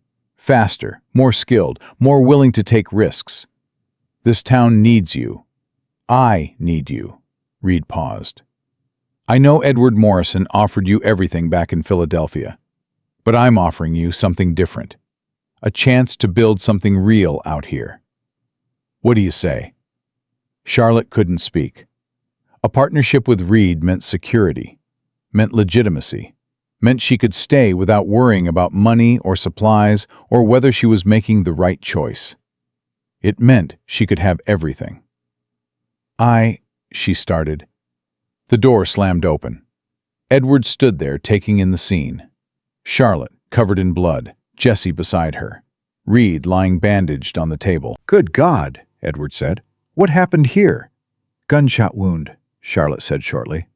I had to operate. Edward moved closer, examining Reed with a professional eye. His expression shifted from shock to grudging respect. You extracted a bullet? In these conditions? I did what was necessary. The sutures are clean, the bandaging proper. You stabilized a tension pneumothorax. Edward looked at Charlotte like he was seeing her for the first time. I didn't think you had it in you. Excuse me? Emergency surgery. Most physicians panic under that kind of pressure, especially women. But you, Edward paused.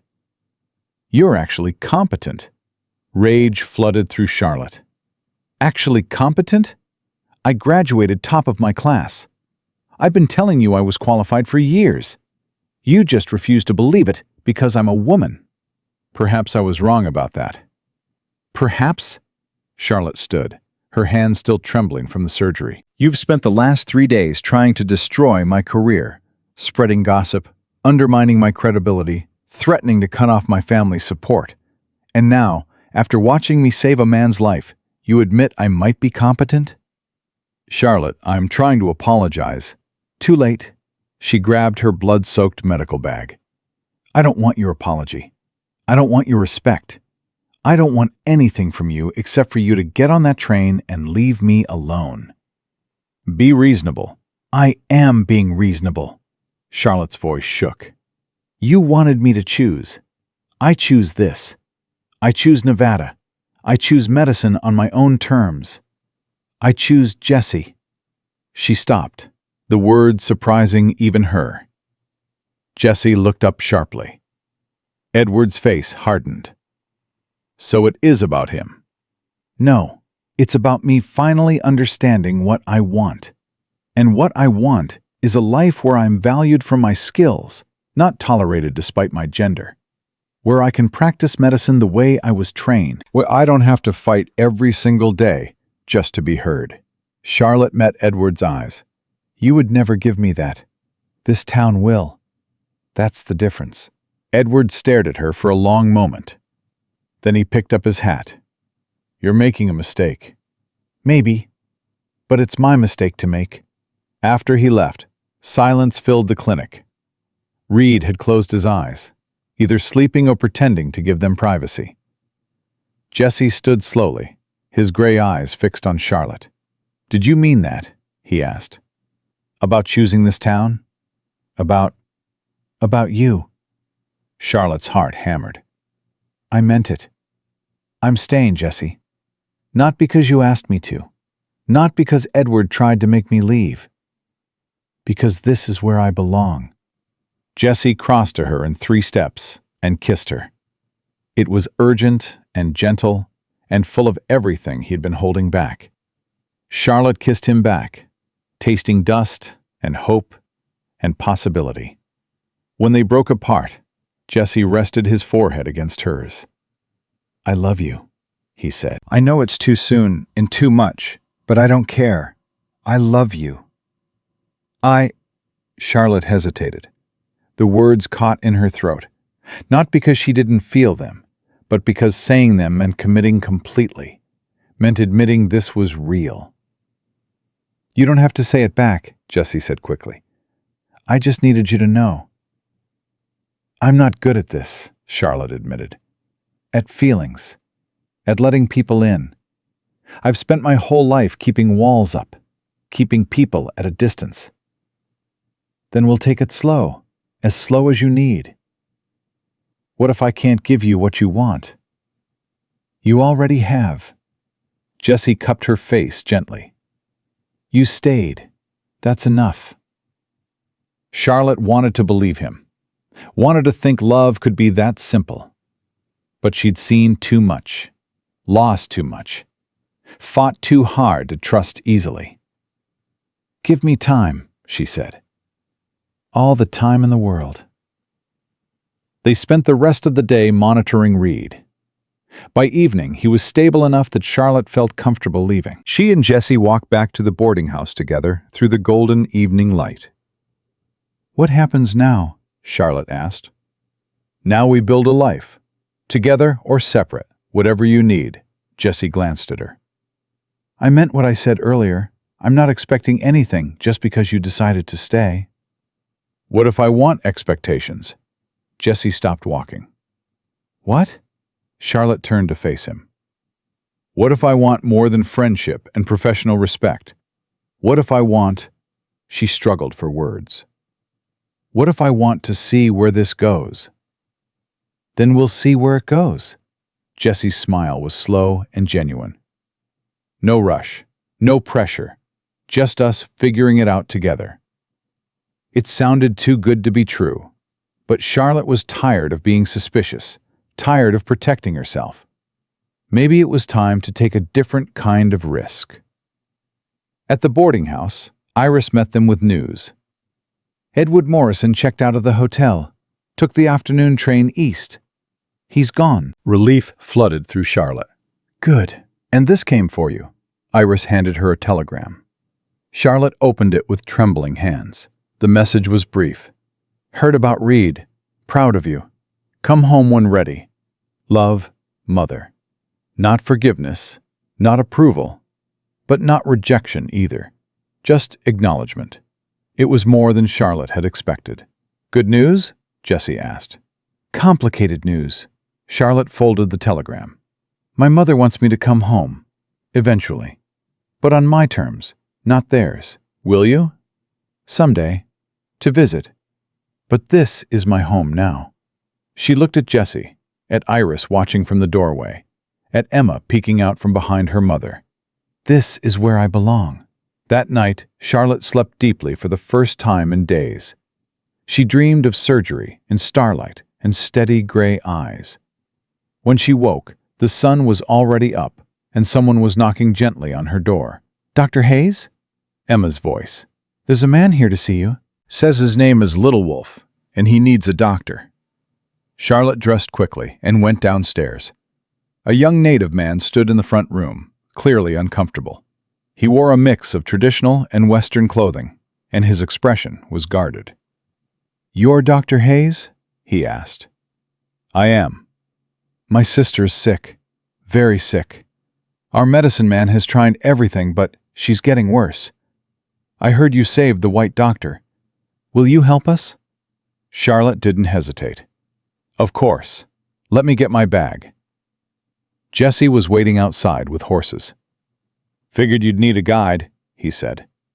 Little Wolf's camp is 2 hours north. Territory most white folks don't go. Then let's go. They rode hard, Little Wolf leading the way. Charlotte's mind was already working, running through possible diagnoses. Fever? Infection? Something more serious? When they reached the Paiute camp, Little Wolf led them to a small dwelling. Inside, a young woman lay on blankets, her breathing shallow and labored. Charlotte knelt beside her and began her examination. Pneumonia, advanced. The woman's lungs were filled with fluid. her fever dangerously high. "How long has she been like this?" Charlotte asked. 4 days, getting worse. Charlotte pulled out her stethoscope, her thermometer, her medicines. She worked quickly, administering what treatment she could. But the woman needed more than Charlotte could provide here. She needed rest, constant monitoring, better conditions. "She needs to come back to town with me," Charlotte said. "To the clinic. I can treat her better there." Little Wolf's expression closed off. "Whitetown won't allow it." "I'll make them allow it." "Why would you do that?" Charlotte looked at this young man who'd swallowed his pride to ask for help. "Because she's sick, and I'm a doctor. That's all that matters." They carried the woman back on a travois, the journey taking twice as long. By the time they reached Hawthorne, night had fallen. Charlotte brought the woman directly to Reed's clinic. Reed was sitting up, looking better. He saw the Paiute woman, and his eyebrows rose, but he didn't object. "Another patient?" he asked. "Advanced pneumonia. She needs treatment and monitoring." "Then she'll get it." Charlotte worked through the night. Jesse stayed, helping where he could. Little Wolf refused to leave his sister's side. By morning, the woman's fever had broken. Her breathing eased. She would survive. Little Wolf looked at Charlotte with something like wonder. "You saved her." "That's what I do." "Even though we're not your people?" "You're human. That makes you my people." Word spread quickly. The lady doctor treated a Paiute woman.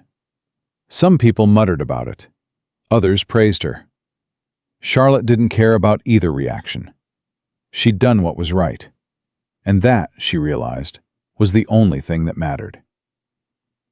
Little Wolf's sister recovered slowly over the next week. Charlotte visited her twice daily at the clinic, monitoring her progress, adjusting treatment. The young woman's name was Dawn Song, and she spoke little English, but her eyes held gratitude that needed no translation. On the 5th day, Dawn Song was well enough to sit up.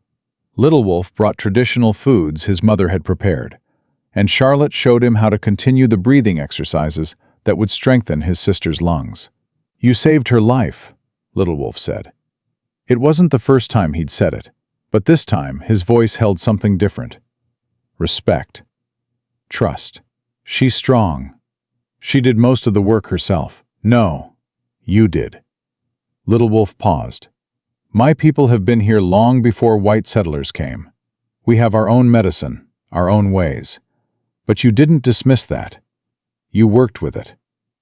That's rare." Charlotte thought about the Paiute remedies she'd observed, the herbal treatments that actually showed promise. "Your medicine man knows things mine don't. Maybe we could learn from each other." Little Wolf's expression shifted. "You would do that? Work with us?" "If you'd be willing to teach me." That conversation changed something in Hawthorne. Word spread that the lady doctor was learning from the Paiutes, that she treated their sick alongside white patients, that she didn't see color or class, just people who needed help. Some townspeople grumbled. Most stayed quiet. A few, like Robert Peterson, openly supported her. Charlotte's practice grew. Between the mine work and the partnership with Reed, she was treating 30 patients a week. Her days blurred together in a rush of diagnoses and treatments, but she'd never been happier. Jesse came by every evening after ranch work. Sometimes they talked. Sometimes they just sat together in companionable silence. He never pushed, never demanded more than she could give. And slowly, Charlotte felt her walls coming down. 2 weeks after Dawn Song recovered, Charlotte was closing the clinic when Iris burst through the door. "It's Emma," she gasped. "She's burning up with fever. Started this morning, but it's getting worse, fast." Charlotte's blood went cold. She grabbed her bag and ran. At the boarding house, Emma lay in bed, her face flushed and sweating. Charlotte checked her temperature. 104 degrees. Dangerously high. She examined the girl carefully, noting the rash spreading across her chest. Scarlet fever. Charlotte's hands went numb. Scarlet fever killed children. She'd seen it in Philadelphia, watched helpless as young patients died despite everything doctors tried. And here, with limited supplies. "Charlotte?" Iris's voice cracked. "What is it?" "Scarlet fever." Charlotte forced herself to stay calm. "Iris, I need you to listen carefully. We need to isolate her. Keep Thomas away. This is highly contagious." "Can you treat it?"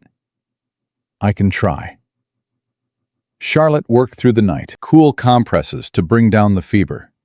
Medicine for the throat inflammation. Fluids to prevent dehydration. Emma drifted in and out of consciousness, sometimes calling for her mama, sometimes just whimpering. Jesse arrived around midnight. "Heard Emma's sick. What can I do?" "Get Dr. Reed. I need a second opinion." Reed came within the hour, still weak from his gunshot wound, but moving. He examined Emma and confirmed Charlotte's diagnosis. "It's bad," he said quietly. "But if anyone can pull her through, you can." "And if I can't?" Charlotte's voice shook. "Reed, she's 8 years old. She wants to be a doctor. She can't." "Then we fight." Reed gripped her shoulder. "We fight like hell and we don't give up. That's what you taught me." They worked together through the long night. Charlotte administered treatments she'd learned in medical school, remedies that had worked before, prayers that felt inadequate. Emma's fever climbed higher. 105 degrees. 106. "She's seizing," Charlotte said, her voice tight. She held Emma down gently while Reed helped clear the airway. The seizure passed, but left Emma limp and barely responsive. Iris stood in the doorway, tears streaming down her face. Jesse held her upright, keeping her from collapsing. "Please," Iris whispered. "Please save my baby." Charlotte looked at this woman who'd welcomed her, given her shelter, become her friend. She looked at Emma, so small and fragile in the bed. And she made a decision. "Reed, there's an experimental treatment. It's risky. It's not been fully tested, but there's research suggesting that aggressive cooling, combined with high doses of antibacterial compounds, can stop the fever from causing brain damage." "How risky?"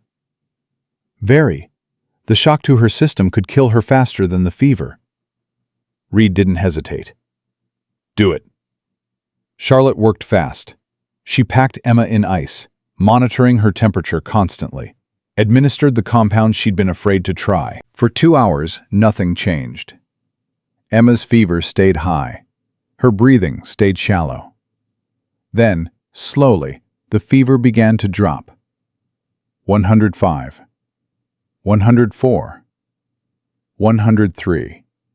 Charlotte didn't dare hope, but when Emma's temperature hit 102 and held steady, she let herself breathe. By dawn, Emma was sleeping peacefully. The crisis had passed. Iris collapsed in Charlotte's arms, sobbing. "Thank you. Thank you so much." "She's not out of danger yet. We need to watch her for the next week. But the worst is over." Jesse pulled Charlotte aside. "You need to sleep. You've been up for 30 hours. "I can't. Need to monitor." "I'll monitor her. Reed will help. You're no good to anyone if you collapse." Charlotte wanted to argue, but exhaustion crashed over her like a wave. Jesse guided her upstairs to her room, helped her out of her blood-stained clothes, tucked her into bed like a child. "Sleep," he said. "I'll wake you if anything changes." Charlotte grabbed his hand. "Jesse, I was so scared." "If I'd lost her..." "But you didn't.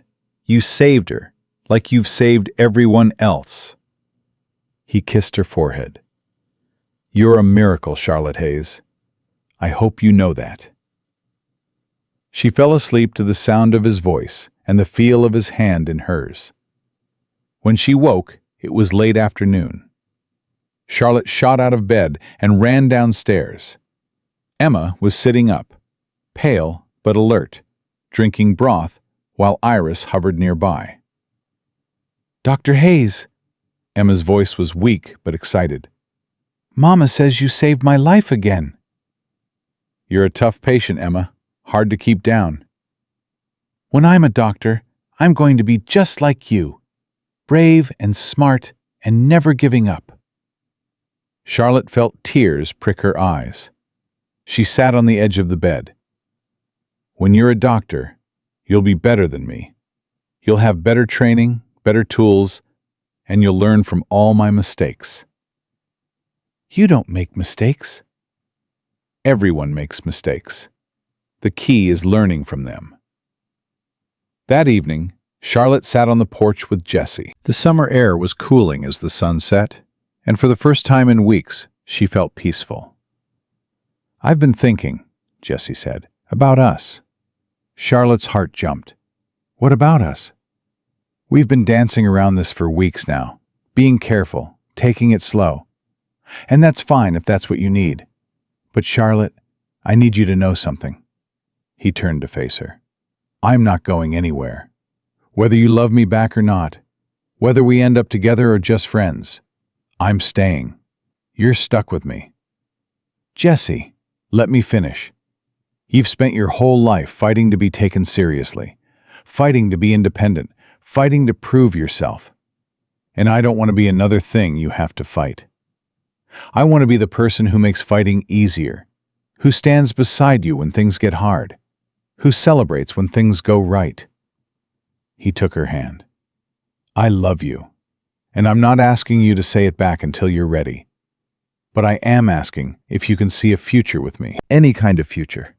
Charlotte looked at their joined hands, at this man who'd stopped her train, who'd given her 3 months that turned into a lifetime, who'd held a lamp steady while she operated and never once doubted her. "I see it," she said quietly. "I'm terrified of it, but I see it." "What terrifies you?" "Losing myself, becoming Mrs. Thornton instead of Dr. Hayes, having my identity swallowed by marriage like I've seen happen to so many women." "Then don't take my name. Keep yours. Stay Dr. Hayes forever if that's what matters." Jessie squeezed her hand. "I don't want to own you, Charlotte. I want to love you. There's a difference. What if I can't be the wife you need? What if I'm too focused on medicine, too independent, too much of who you are?" Jessie smiled. "Then I'll love you anyway. Charlotte, I don't want you to change. I fell in love with a woman who crawls into collapsing minds and argues with everyone and puts her patience before everything else. Why would I want someone different?" Charlotte felt something break open in her chest. All the fear, all the doubt, all the walls she'd built, they cracked and fell away. "I love you," she said. The words came out shakier than she'd intended, but they were real. "I didn't want to. I fought against it. But I love you, Jessie Thornton." Jessie pulled her close and kissed her. It was different from their first kiss, less urgent, more certain, like coming home. When they broke apart, Charlotte was crying and laughing at the same time. "I can't believe I just said that." "Say it again." "I love you." Again. "I love you, you stubborn cowboy." Jessie grinned. "Marry me." Charlotte froze. "What?" "Marry me. Not next week or next month. Whenever you're ready. But marry me. Be my partner in everything." He paused. "Keep your name, keep your practice, keep your independence. Just let me love you while you do it." Charlotte should have been scared, should have hesitated, but looking at Jessie, she felt only certainty. "Yes," she said. "Yes, I'll marry you." They told Iris first. She cried and hugged them both, and immediately started planning. Emma, recovered enough to be excited, peppered them with questions. Thomas just looked confused about why everyone was so happy. The news spread through Hawthorne like wildfire. Dr. Hayes and Jessie Thornton were getting married. Most people celebrated. A few clutched their pearls about propriety. Charlotte didn't care about either reaction. Reed offered to perform the ceremony, having gotten ordained as a minister years ago for emergency situations. "Seems fitting," he said, "since you two found each other because of medicine." They decided on a simple ceremony at the ranch. Jessie spent 2 weeks preparing, building an arbor, clearing space, making everything perfect. Charlotte focused on her patients, treating the daily stream of injuries and illnesses that came with frontier life. 3 days before the wedding, a telegram arrived. Charlotte opened it with trembling hands. "Coming to Nevada, arriving Friday. Need to see you. Mother." Friday was tomorrow. Her wedding was Sunday. Charlotte felt panic rise in her throat. "She's coming," she told Jessie. "My mother's coming." "That's good, isn't it? You wanted them to understand." "I wanted them to accept from a distance. Having her here." Charlotte couldn't finish. Her mother would see the rough conditions, the simple life, the cowboy Charlotte was marrying. She'd see everything Charlotte had chosen over Philadelphia society. "Then let her see," Jessie said firmly. "Let her see how happy you are. That's all that matters." Margaret Hayes arrived on Friday afternoon's train. Charlotte met her at the station, her heart pounding. Her mother looked older than she remembered, grayer, more tired. But her eyes were sharp and assessing as she stepped down from the train. "Charlotte," she said. "Mother." They stood there awkwardly for a moment. Then Margaret pulled Charlotte into a fierce hug. "Let me look at you." Margaret stepped back, examining her daughter. "You're thinner, tanned. Your hands are rough." She paused. "You look happy." "I am happy." "Good. That's all I wanted to know." Charlotte blinked back tears. "You came all this way just to see if I'm happy?" "Your father wanted me to drag you home. I told him I'd do no such thing. You're a grown woman making your own choices." Margaret picked up her traveling bag. "Now, show me this town you've chosen over Philadelphia, and introduce me to this cowboy you're marrying." Charlotte showed her mother everything. The clinic she shared with Reed, the mine where she worked, the boarding house where she lived, the patients who greeted her on the street, the community she'd built. Margaret watched it all without comment.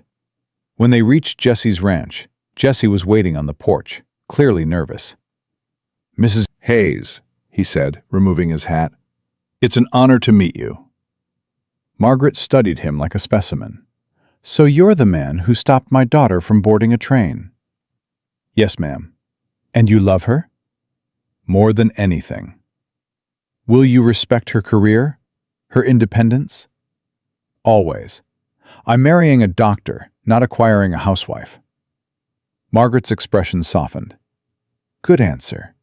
She turned to Charlotte. "He'll do." That night, over dinner at the boarding house, Margaret told stories of Charlotte as a child. How she'd insisted on learning to read at age 3.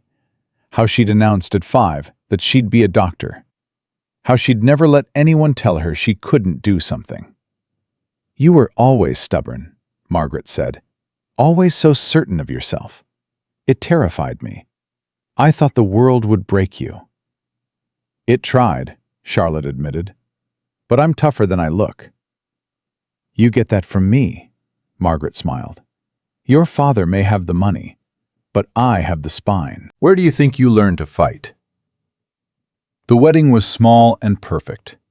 Charlotte wore a simple dress, no veil, her auburn hair loose. Jessie wore his best suit and looked nervous enough to faint. Reed performed the ceremony under the arbor Jessie had built, with wildflowers blooming all around. Iris and her children attended, Robert Peterson and the miners, Dr. Reed's nurse, Little Wolf and Dawn Song. Even Tom Brennan, the miner who'd once refused Charlotte's treatment, came to pay respects. When Reed asked if anyone objected, silence filled the air. When he pronounced them married, Jessie kissed Charlotte like she was the most precious thing in the world. The celebration lasted into the evening. Music and dancing and food Iris had prepared. Charlotte's mother danced with Jessie and told him if he ever hurt her daughter, she'd hunt him down personally. Jessie promised he wouldn't give her cause. As the sun set, Charlotte and Jessie slipped away to the ranch house. Their ranch house now. Charlotte looked at the simple cabin with fresh eyes, seeing not what it lacked, but what it held. Possibility, freedom, home. "Mrs. Thornton," Jessie said, testing the name. "Dr. Hayes," Charlotte corrected with a smile. "We agreed." "Dr. Hayes, who happens to be married to me." "That's better." Inside, they were shy with each other at first, but Jessie was patient and gentle, and Charlotte discovered that physical intimacy with someone you loved was nothing like the clinical descriptions in medical texts. It was warm and real and right. Later, lying in Jessie's arms, Charlotte thought about the journey that had brought her here. From that train platform where she'd almost given up, to this bed where she'd found everything she'd been searching for. "Thank you," she whispered. "For what?" "For stopping the train. For giving me 3 months. For loving me." "Thank you for staying. For taking a chance on a cowboy who barely knew what he was doing." You knew exactly what you were doing. Jessie kissed her hair. "Charlotte Hayes Thornton. Just Hayes. Charlotte Hayes, then. You're the best thing that ever happened to me." "Right back at you, Jessie Thornton." They fell asleep tangled together, and Charlotte dreamed of the future. The months that followed brought change and growth. Charlotte and Reed expanded their practice, bringing on a young female doctor from San Francisco who'd been searching for a place that would let her practice. The clinic thrived. Charlotte trained Little Wolf in basic medical care, creating a bridge between Western and traditional medicine. Patients came from miles around. Emma recovered completely and became Charlotte's shadow, learning everything she could about medicine. "When I grow up," she'd say, and Charlotte would correct her. "When you become a doctor. Always when, never if." Jessie's ranch prospered. He and Charlotte built a life together, separate in their work, but united in everything else. She kept her name, kept her independence, kept her identity, and Jessie loved her for it. Margaret visited twice a year, each time staying longer. She never reconciled with Charlotte's father, but she made her peace with her daughter's choices. "You were right," she told Charlotte once. "This life suits you better than Philadelphia ever would have." 2 years after the wedding, Charlotte delivered Emma's baby brother. Iris had remarried, a kind railroad worker who treated her children like his own. Charlotte held the newborn and felt a fierce satisfaction. This was why she'd fought so hard. For moments like this. For lives saved and futures secured. 5 years after stepping off that train platform, Charlotte stood in her clinic and looked at what she'd built. A thriving medical practice. A community that respected her. A marriage that fulfilled her. Students eager to learn, patients grateful for her care. Emma, now 13, stood beside her organizing supplies. The girl had grown tall and confident, her dream of becoming a doctor stronger than ever. "Dr. Hayes," Emma said, "there's a woman at the door. Says she's new in town. Needs a doctor." Charlotte smiled. She remembered being that woman, new and desperate, and looking for a chance. "Send her in," Charlotte said. "Let's give her what she needs." Because that was the lesson Charlotte had learned, the truth she carried forward. Everyone deserved a chance. Everyone deserved respect. Everyone deserved to be seen. Jessie had given her that chance on a train platform 6 years ago, and she'd spent every day since making sure no one else had to fight as hard as she did to prove their worth. That evening, Charlotte rode home to the ranch she shared with Jesse. He was waiting on the porch, same as always, gray eyes lighting up when he saw her. "Good day?" he asked. "The best kind, the normal kind." Charlotte dismounted and climbed the steps. "How about you?" "Better now that you're home." They stood there together, watching the sun set over the Nevada desert. The same desert that had seemed so hostile when Charlotte first arrived. The same town that had rejected her. The same life she'd almost walked away from. But she hadn't walked away. She'd stayed and fought and built something beautiful from nothing but determination and skill and one cowboy's faith in her. Charlotte leaned against Jesse and thought about that girl on the train platform, so certain she'd failed. If she could go back, she'd tell that girl one thing. The best decisions are the ones that terrify you, because they're the ones that change everything. "I love you," she said. "I love you too," Jesse replied. "Every day. Forever." And Charlotte believed him, because this was her life now. Not perfect, not easy, but completely and undeniably hers. She'd chosen herself. And in doing so, she'd found everything else she'd been searching for. That was enough. More than enough. It was everything.